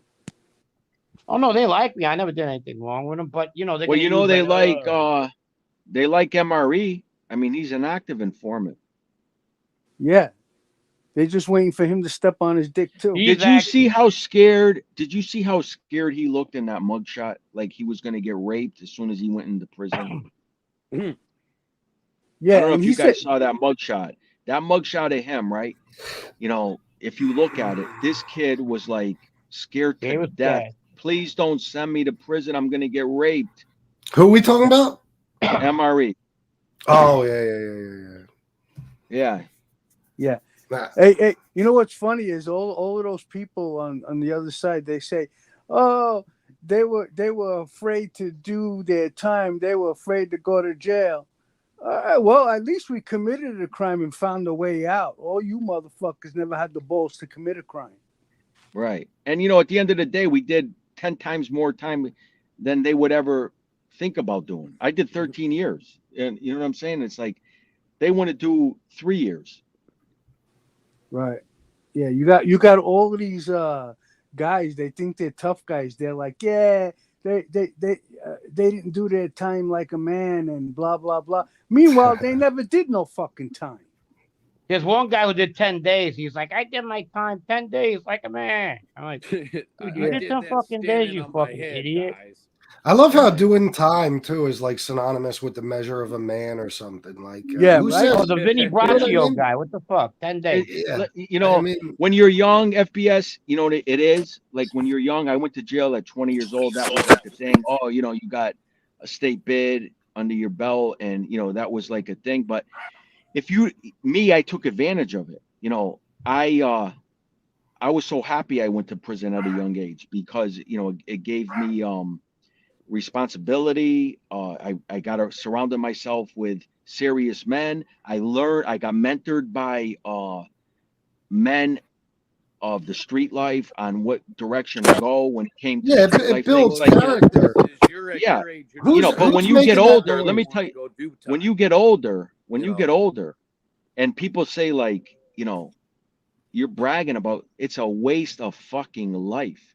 You know, you obviously make the best of it when you're in there because, you know, people that go in there, you're going through a hard time. So either you fold or you work out, you study, you read self-help books, you get into you get your knowledge. You become knowledgeable about everything in life, you know, so you take advantage of it. You have no choice but to do that. But at the end of the day, it's a fucking waste of life. Takes you away from your kids, that you care most about. And it's a waste of fucking life. Yeah, I know. Well, I mean, it builds character and stuff, but there's a lot of people that just do their time because they have no fucking choice too. Like, not everybody was in the mafia or a drug dealer. Like, I know people that got caught for crimes where they had no fucking choice. They got locked up. They got locked up the second they got done committing the crime. They got caught, and they didn't get out until after their sentence was complete. Doesn't necessarily make them a man. It's just you got no fucking they didn't choice. have nobody to rat on. They didn't have. And I'm gonna tell you another thing. They can't function on the streets. As soon as they get out, you know, when they was in there, they're getting 3 meals. They don't have to worry about paying bills. You know, they're begging some family member to send them some money for commissary, you know, for whatever it is. Like in the feds, it's like $400 a month. State, it's a little bit less. And there's no pressure on them. The minute they get out, they can't function on the streets. Guys like us, we get out, we thrive. You know, I always said, you know, we thrive on the streets. We live like kings. And then, you know, we just don't last. We get caught up and we get taken. But these other guys, they get rescued. When you see these other guys in prison with you, I used to tell them, I go, you got rescued. I go, you know, because you couldn't do anything on the street. When you was on the street, there's no difference of you living in here or you living on the street. In fact, you're living better in here than you was living on the street. Bro, and that's the majority of a lot of people that are in prison that become heroin addicts in 6 months on the street. They lose they don't have job skills, they don't have basic skills that have nothing to do with prison, and hence they start committing more crimes. They get right back into drugs. It's a really like major recidivism issue there with that. But yeah, those guys basically, bro, they're just a lot of them jail or prison sort of save them and makes them bigger guys than they would have ever been on the street. Yeah. I think JC's saying the opposite of what you said. I didn't hear what he said. Repeat it, JC? Well, like there's guys like you said that are, you know, do, you know, really well in prison, right? They become acculturated. They go back out on the street, and within 6 months, they're rehooked on drugs. They call that institutionalized. Yes, there you know? you go. That's it. That's right. what it's called. Yeah, right. They can't function. Listen, when they come out, I had a kid. This kid was a crazy good kid. I was in state prison with him, and when I picked up my 3 years in '05. So I'm with him, and this kid was a dangerous friend of mine, and I had a cellmate that was snoring. I just made the mistake of telling this kid, yeah, this fucking cocksucker keeps me up at night. He snores and everything. This kid was ready to stab him to death, because he was keeping me up from snoring. And the guy asked me, he goes, do I have a problem with your friend Mike and everything? I go, why? He goes, he looked at me like he was going to kill me and this and that. And this guy was a dangerous killer. He was in there for murder and everything. And I had to tell Mike, take it easy, Mike. Yeah, he keeps me up, but don't kill this fucking guy and everything, right? But anyways, this kid Mike, he did a bid, and he was out. So he gets out, and he's with his girl. The girl gets pregnant, and he was one of these kids that went to jail young. He was institutionalized. He couldn't really make it on the streets. He didn't have no skills of making money. There's a skill of making money on the street. I don't give a fuck who you are. You go to prison, anybody can go to prison. But when it comes to making money on the streets, there's a skill with that. And this kid couldn't do it. So this girl was pressuring him. We need money for this. We need money for that. He finally, he couldn't take it anymore. And he was driving the car with her. And this is a true story. And so she was like pressuring him. What are we going to do? The baby's coming. We don't have money for this. We don't have money for that. We don't have money for this. He couldn't take it anymore. He was driving a car. He said, he pulled the fucking car over right in front of a bank. He went in there with a note and he said, give me all the fucking money, whatever. He robbed the bank. He came out of the bank with money. He threw it right in her face. He goes, there's your fucking money for the fucking baby and our future. Right? And he took off. And he ended up getting arrested for that. Right. And I was in prison with him while he was waiting trial. He ended up getting he pled guilty to 23 years in prison. This was back in 2005. God. He pled guilty to that because he couldn't take the pressure of his wife nagging him like, we got a baby coming. What are we going to do? We have bills to come. You're not working. How are we going to do this? And he couldn't take the pressures. He was just driving by a bank. He pulled over on the spur of the moment, walked into the bank and said, give me the fucking money. I got a gun. And they gave him some money, came out of the bank, threw it right in her face, goes, there's your fucking money. And, they ended up arresting him and he pled guilty to 23 years for that. I knew some guys that as soon as they fucking got into the halfway house, they were already getting a pistol and going to fucking rob something. Yeah. Yeah. There was this one kid, he went into a fucking supermarket by himself, went into the office and robbed the safe. And his friends were outside waiting for him, didn't have any idea what he was doing inside. Yeah, I had friends that would deliberately violate parole right before they got off parole, just so they could go away again for a while. You know what I mean? Yeah, they can't function on the street. It's not. Listen, let's just say it like this. Say today's world, right? If you're making $50,000 a year, which is a good job. Say you're making $50,000 a year, working at some good job, right? At the end of the day, if you're renting or you bought a house and you're paying a mortgage, with all the bills that come with it, your car, the gas that comes with your car, the insurances, all the bills that come with the house, your food that you need to eat. At the end of the day, $50,000, you're barely living week to week, month to month off of that. Never mind taking care of a family. And that's a $50,000 is a good job. Guys coming out of the prison ain't getting no job where they're making $50,000 a year. Right. Nope. They throw stuff away real easy though, bro. Like I did 90 days in a program out here, which also had a halfway house. This was 10 years ago. And for these guys coming in from state prison, they do like 10 or 15 years, right? And now they're in a halfway house where there's some freedom. They can leave for like an hour a day. They can go to work. And I swear, half these dudes would go walk to the liquor store within the first week that they arrived and got, logged into the facility and all that. And they know that going to the liquor store and even trying to sneak a shot or two in is going to send them back to prison. And they They think they're not going to get caught, or they just don't care. I saw it a lot with that stuff where they would literally, knowing that all they had to do was wait 2 more months, and they could have gone home and drank after that.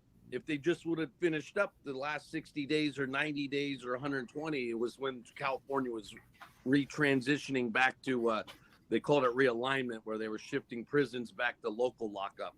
And so they didn't care, though. They'd spent years locked away and didn't even wait an extra 30 days where they could have just partied like a rock star after that. I know, you know what I mean? I know one guy, he came out, right? He did I don't know, pretty long bid, but he was a kid when he went in. He came out, he found out a couple of his friends, you know, clipped a couple people. So he went and he fucking murdered somebody. And for no reason, just to have a body under his belt like everybody else. Right. You know? You know, because they get involved with, you know, when they're doing time and they know these guys get that respect. Like this guy dropped 2 bodies, that guy, you know, he dropped 3, you know, they see the respect that they got, and you know, they're Frankie capable knows of the guy. it. You know, and they never did it. You're right. You're absolutely right. Now they come out and they want to prove themselves. Like, yeah, I'm gonna drop a few bodies too. Hey, that happened with me with a couple of my friends. Yeah, I wanted to do Frank, you know what I'm talking about, right? What, he fall asleep? Francesco, wake up. We need some coffee. Hey, tell one of those lesbian strippers near you to wake you up. Wake him up. Wake up, Frank. Yeah. Frank. You fell asleep? Yeah, I was about to, yeah. So then you, you don't know who I was talking about then. I was talking about a guy who came out, found out a few of his friends had some bodies under the belt. So he went out and killed the fucking guy who really didn't do anything wrong to him, just to have a body under his belt. You know what I'm talking about? No. All right. The guy got killed off Metropolitan Avenue? Yes. Yeah, okay. There you go. Gotcha. Yeah. There's some fucking retarded people like that out in the world. There are, especially when they're trying to impress people. You know what I mean? Yeah. Yeah. Honestly, when I was a fucking kid, I was so brainwashed that if they told me go into that fucking restaurant and shoot everybody in there, I would have did it with bells on. Howie, I agree 100%. Listen, when I was young, if they told me to go kill a fucking senator, you know, like back don't when even I was say those 19, words on here, bro. Yeah. Right. You know what I'm saying? Like anybody, like, you know, go pick this guy up and go shoot that guy, go shoot that guy. You know, you're thinking at a young age, you would shoot anybody, you know, at that age. Yeah, because you want to impress them. Right. It's just, you know, you didn't think of it through. It's like, you know, you're getting you believed in that, you're capable, and you would do anything that it was.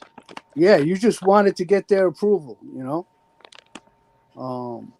You know, because some kids like me, you know, they grow up and these guys are like their idols, and you know, when they take you under their wing, you know, it's like you're always seeking their approval. I mean, I shot a guy one time, and the guy told me, you know, it takes a real man to get up close and stab a guy. So the next time I had a problem, I stabbed the guy just to show that I can do it too. It's intimate. Yeah. Well, you know, another thing about all that is back in the day, we all had a different way we defined defending our interests. Like in today's world, if I saw some kid trying to steal my car, you know, I'd probably just stop them, and I'd tackle them myself and tell them what I used to do and tell them to stay the hell away from my property, or call the cops, I guess. But back in the day, what would I have done if this was the 1990s? I would have shot at the guy probably. You know, we all would have done things to defend our property and other things that we would never do now. So that's another reason why so many younger people in our old positions get into trouble, because we have a wider definition of what we're supposed to do when small things happen to us. You know, someone steps on your toe, you're supposed to, you know, what, to their feet, you know, and You know what I'm saying, though? We Yeah, get absolutely. overboard, and that leads to getting in trouble, big trouble. Yeah, I mean, you know, a lot of the times, you know, we just fucking shot at people just to fucking build our reputation.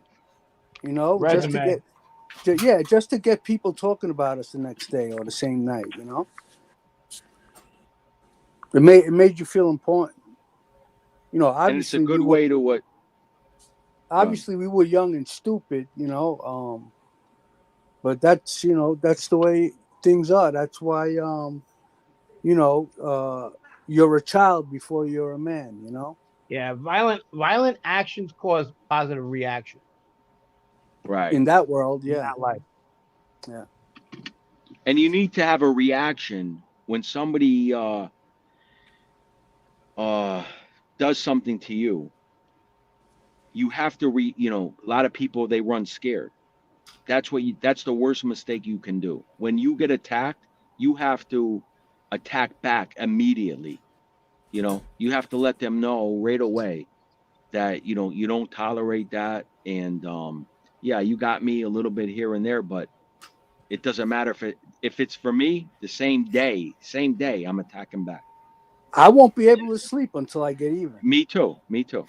That's how I am. So a lot of people, like, they get like they get attacked, whether they get shot at. Okay, so you shot at me. You didn't hit me, you didn't kill me. Even if you hit me, the next day I'm coming to shoot you. The next day I'm coming to shoot you. You know, other people, they would take that as, oh no, these guys are serious. They shot me, and they would back off, and that's what they want. That's what they're hoping, that you would do. But if you do that, you're labeling yourself as a victim for not only the now, but also for the future. You're making yourself a target anytime now. You're destroying your credibility. So I don't give a fuck when it is. I don't give a fuck if it's now, even with us now. Somebody does something, um, you know, you attack back right away. That's gonna tell them you're not tolerating any of the shit that they're putting up with. You're striking back worse than they struck back at you. Hey, you know, and I heard that fat fuck Lee Cole talking about how the government gives us all new teeth. You know, I think I'll try out my new teeth and bite somebody's fucking nose off if they try Yeah. to attack me. And you stupid fuck, all right? That news article that you fucking were talking about, that was before I went into the program. My fucking teeth were already done in that fucking picture. Right. I wouldn't bite that motherfucker. No, I'm just joking. You know, I would never do it. Fucking, what do you get when you bite? Fucking the other way around. When But you get bit, you get, I tell you one thing. If anybody comes and approaches me in a a threatening manner, I'm gonna do whatever I gotta do, and I'm gonna assume that they're going to try to kill me, kill me. Yeah. and that's how I'm gonna deal with that situation. Right. And I Listen, if have somebody every goes and out of their way to come after us, that's what's gonna. I That's I have Right. every right. I have every right to do so. Of defend yourself. course. I mean, And that's what they tell you. They tell you, listen, you have every right to defend yourself. Anybody comes to yes. try to attack you or whatever, you defend yourself. Right. You're on the defense, but you really are on the offense. We're always on the offense, but where it happens, we might be on the defense until it happens, and then it switches really quick. Yeah. Yeah. Keep in mind with Lee, he's one of those guys that really he's trying to lure people into being able to sue them or get them arrested. Always remember that about Lee Cole. He tried to suck Gene Borello in to helping out Angel to get a big old lawsuit there. Obviously that blew up. But don't make no mistake, Listen, if anybody was to do something to Lee or any of them, they would all look at all of us first. And he would definitely testify against anybody that Listen, was accused. But there's other ways to get at him. I like the whole mailing out things to his neighbors thing that Frank, I think, said. listen, Exposed Lee me to Cole, his neighbors. You know, Lee did you know a Cole, kidnapper lives next door to you? Tell Yeah, all the that women and don't Lee fuck everything, him up Cole, bro. altogether. He Lee doesn't know. He Cole probably doesn't couldn't know sue hardly any of the anybody. people that live there. Lee Cole couldn't sue anybody. He's on fucking YouTube under a fucking social security number that doesn't belong to him, and he's fucking collecting money and not reporting it to Social Security you go. disability. So how the Right. fuck is he gonna sue anybody? Right. Absolutely. Smitty, And- Smitty, and- thank you and- for the $2. Yeah, and come on and fucking say something stupid tomorrow, you fat fuck, and I'll destroy your fucking life. And I'm sure where you guys live, your neighbors like you. You know, they wherever you live, house, wherever. Like in my area, my neighbors, I get along with all my neighbors. They wave when they go by, they walk in their dogs, they stop and talk. You know, I get along with everybody in my neighborhood. Now, if a guy like the kidnapper came here and they knew what he was about, you know, I don't think he would get along the same way. Now, most people Nobody don't likes like kidnappers kidnappers. or women. Yeah. No, especially when you look like that, they'll be like, "Who the fuck is this guy?" As a Right. And then, BTK's cousin. and then they don't see you with women. Something's up there. You know, plus he's gone on Angel's show and he makes fun of his neighbors. I've seen shows where he jokes around about how his neighbors are idiots. They don't know anything about him, and he caps on his neighbors a lot. You know, imagine if we were to find out all of their email addresses, Lee, and we made like a 3-minute video clip and we emailed it to all your neighbors, and they can find out what you think of them, Lee.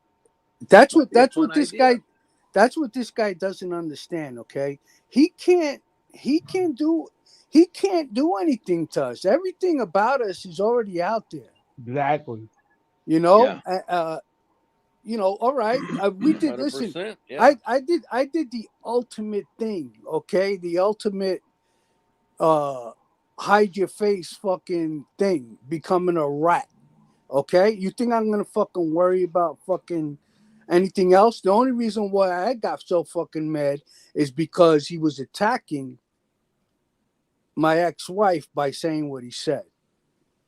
So remember that, Lee.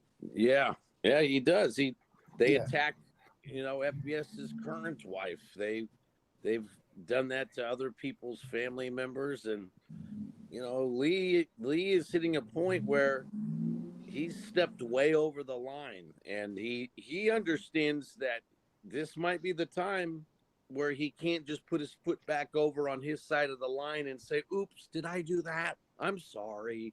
He's not. Dude, we're gonna giving be able him to too get out much of it like credit. he This usually guy. does. I'm sorry, JC. Go ahead. I'm Go sorry. ahead. We're giving him too much credit. This is a guy who thinks he has a career in journalism or TV. He actually believes that he's going to be somebody one day. He doesn't get it. He's talking to the most he has in a chat is 300 people. That's great, then. That's awesome. Right. But he actually thinks one day he's going to be on one of these networks or something like that. He's that. That'll never happen. No, he has nothing to bring to the table. Not only that, I said it already. The interviewer or the interviewee are two different people. The guy who interviews has to be squeaky clean. Okay, he has a history of kidnapping, fraud, and everything that involves in that. We're criminals. It's okay. You can interview us. You know what I'm saying? That's what we are. We're not going to go into that field. And you know what? He you know, he did a show like how you know, people you know, will try to make an excuse for what they did. Well, I have no fucking, you'll never hear me apologizing for what I did or trying to justify for what I did. Yeah. Right. I wore a wire. I was a rat. That's it. And I'm not gonna fucking apologize for anything I fucking did. I did what I did, and I own and I take responsibility for it. Lee doesn't take BK responsibility. Bensonhurst, who Go are ahead. you Well- addressing? Well, on. listen, I'm going to BK tell you. Bensonhurst, Listen, who are you addressing, FBS, bro? FBS. Let me tell you who BK Bensonhurst. BK Bensonhurst is fish. there's a guy that got chased out Oh, of New York. He got chased out of New done. York, right? Micah Cello. He got chased out of New York because of he claims that he saw somebody get killed and his head got blown off and whatever. But everybody knows when you leave your city, guys, tell me if I'm wrong.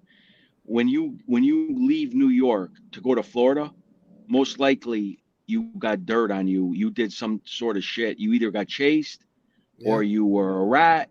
You went to Florida. Money. He's the only jerk off that went from Florida, lived in a sunshine state, and was living in a nice, sunny state where everybody, he says he's a Republican, whatever, but he's living down there. And he did a lot of dirt down there where he got chased out of fucking Florida and had to go to Minnesota and sell snow cones. So that's who BK Bensonhurst is. You know Is what that I'm where saying? he sells his Italian ice? Fucking Minnesota. Yeah, he sells the Italian ice in Minnesota. So a guy like that, comment like in other words, like he was a low The level fuck you snitch sell rat. ices in a place where it's winter all year round? Yeah, I Right. sell Irish ice up there sometimes. Right. So, like when you get a guys like that, like in my area, I'm gonna be, and I'm sure you guys area too, and FBS in Pennsylvania. When you're dealing on the street, there's so many the law enforcement works with so many informants. You're never going to know who they are unless it's an extreme case. Like our cases were high profile cases. That's why it comes out like what it was, when it came to that level, because there was multiple murders. I mean, it was as serious as you can get in human life. You're taking lives, you're mob bosses, you're mob associates, you're making millions of dollars on the street.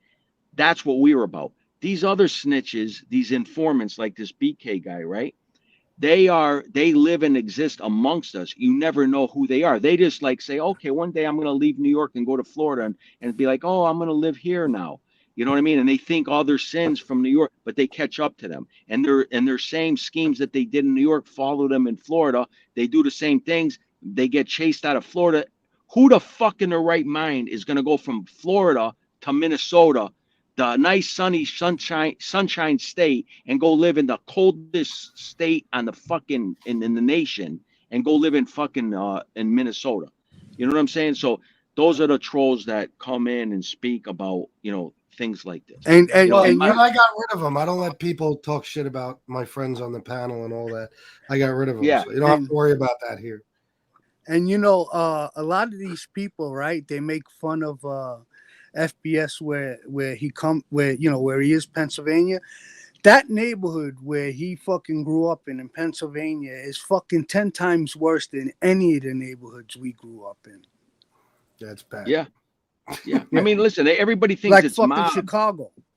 Yeah, like everybody thinks it's like we grew up in the mob, because the era that we grew up in. But you realize, like, you go into these inner cities and the I don't want to say organized crime, but the crime that existed there with these drug gangs, they were notorious. They were killing guys more than the mobsters were killing them. They were selling more drugs than any mobster was selling.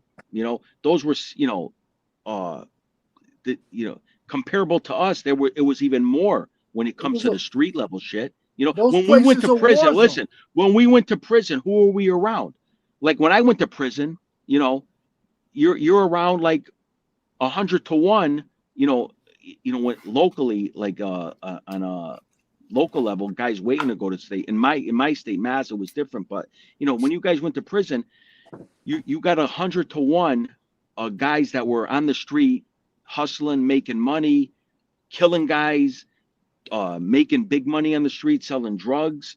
That's still part of the life. Back in the day, it was prohibition. Back in the 20s, it was alcohol. So now you fast forwarded to when the drugs came involved. It's still the same thing. Alcohol's legal, but drugs ain't. People are hustling drugs. It's still the same thing. Drug gangs, drug crews, different streets, different neighborhoods or drug neighborhoods. Those neighborhoods, you ain't walking in there and telling them because you're a mafia guy. Oh, I'm a made guy in the mafia. You guys got to start doing this. I'll be like, get the fuck out of here. Yeah, they don't care. Some of those neighborhoods, you can't even fucking sit on your stoop because they'll drive by and shoot up your house. Yeah. Yeah, it's very true. Absolutely. Some people have that mentality, though, that if you're not from a large city or something, you know what I mean, or one of the 5 Right. boroughs, then your Yeah. area isn't shit. You know what I mean? It's Right. And even in the 5 boroughs, they fight with each other. Like if you're from Brooklyn, they hate the Bronx. You're from the Bronx, they hate Manhattan. You're from Manhattan, they hate Yeah. Queens. You're from, you know, they hate all, even in prison, when you go to prison with all them guys, oh, he's a scumbag. He's from Queens. Oh, he's a scumbag. He's from Bronx. He's a scumbag. He's from Brooklyn. They all hate each other in there even also. Yeah, Yeah. right. The hoods in the Absolutely. South are bad too, Yeah. Yeah. especially in North Carolina, Virginia. That's why it's always good to be authentic to who you are. You know what I'm saying? Richmond, Like, Richmond's no joke. Richmond, Virginia is no fucking joke. that's No, a why lot you're of those taking it places over. are bad as fuck, man. Hey, listen, guys, I'm Who's sorry. taking over? I was having a great time, but I got to go to the store. So I'm going to have to leave. It's all good. I have to. Shannon's sick now Cool. too. I feel terrible. I'm gonna take care of her, so I'm gonna shut it down anyway.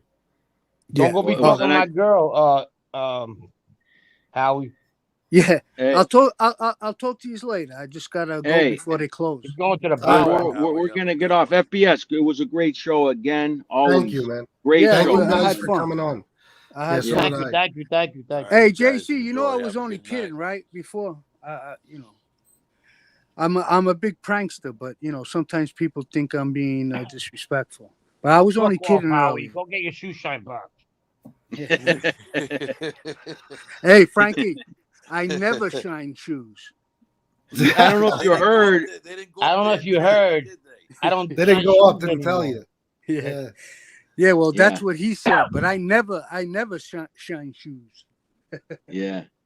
Right. How he wants to make that clear. Goddamn. Yeah. All right, Hey, Howie, you win. Yeah. All right, guys. I had a great time, and I'll talk to you later. Howie, on or I'll tomorrow. talk to you tomorrow. Yeah. All right, All right, buddy. guys. I'll That's see you all all Hey. right. soon. Pleasure. FBS, Thank you great again. show, my man. Yeah. Thank you, man. Thank you for coming on. JC, I'll Great see show. you. Great Yep. show. Great show. Frankie.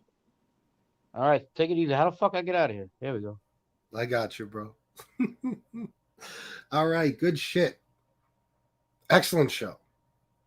Excellent. And anybody who was here for the talk about the Idaho murders, that was the majority of the show. Go back to the beginning. I think it was pretty good. I'm pretty proud of it myself. And I hope to be doing more of those. And hopefully I don't lose the interest of my audience. You know, but I'm going to take that risk, unfortunately, to try to head in a different direction a little bit. And that's not the only case I'm going to talk about either. We might talk about, matter of fact, we might talk about a different one very, very soon coming up here. There's a couple I have my eyes on. So, all right, sorry, I was reading a comment somebody left.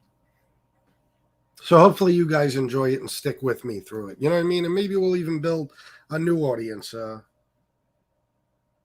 as well. We'll see what happens. So thank you guys. Thank you to all the guests that were on: Don Berlin, Anthony, Frank, JC, Howie, everybody. It was fantastic. I appreciate all you guys. Thanks for being here with me, and anybody who donated, thank you very much. I love all of you guys. Don't forget that. I'm going to go take care of my beautiful wife. And until next time, salute.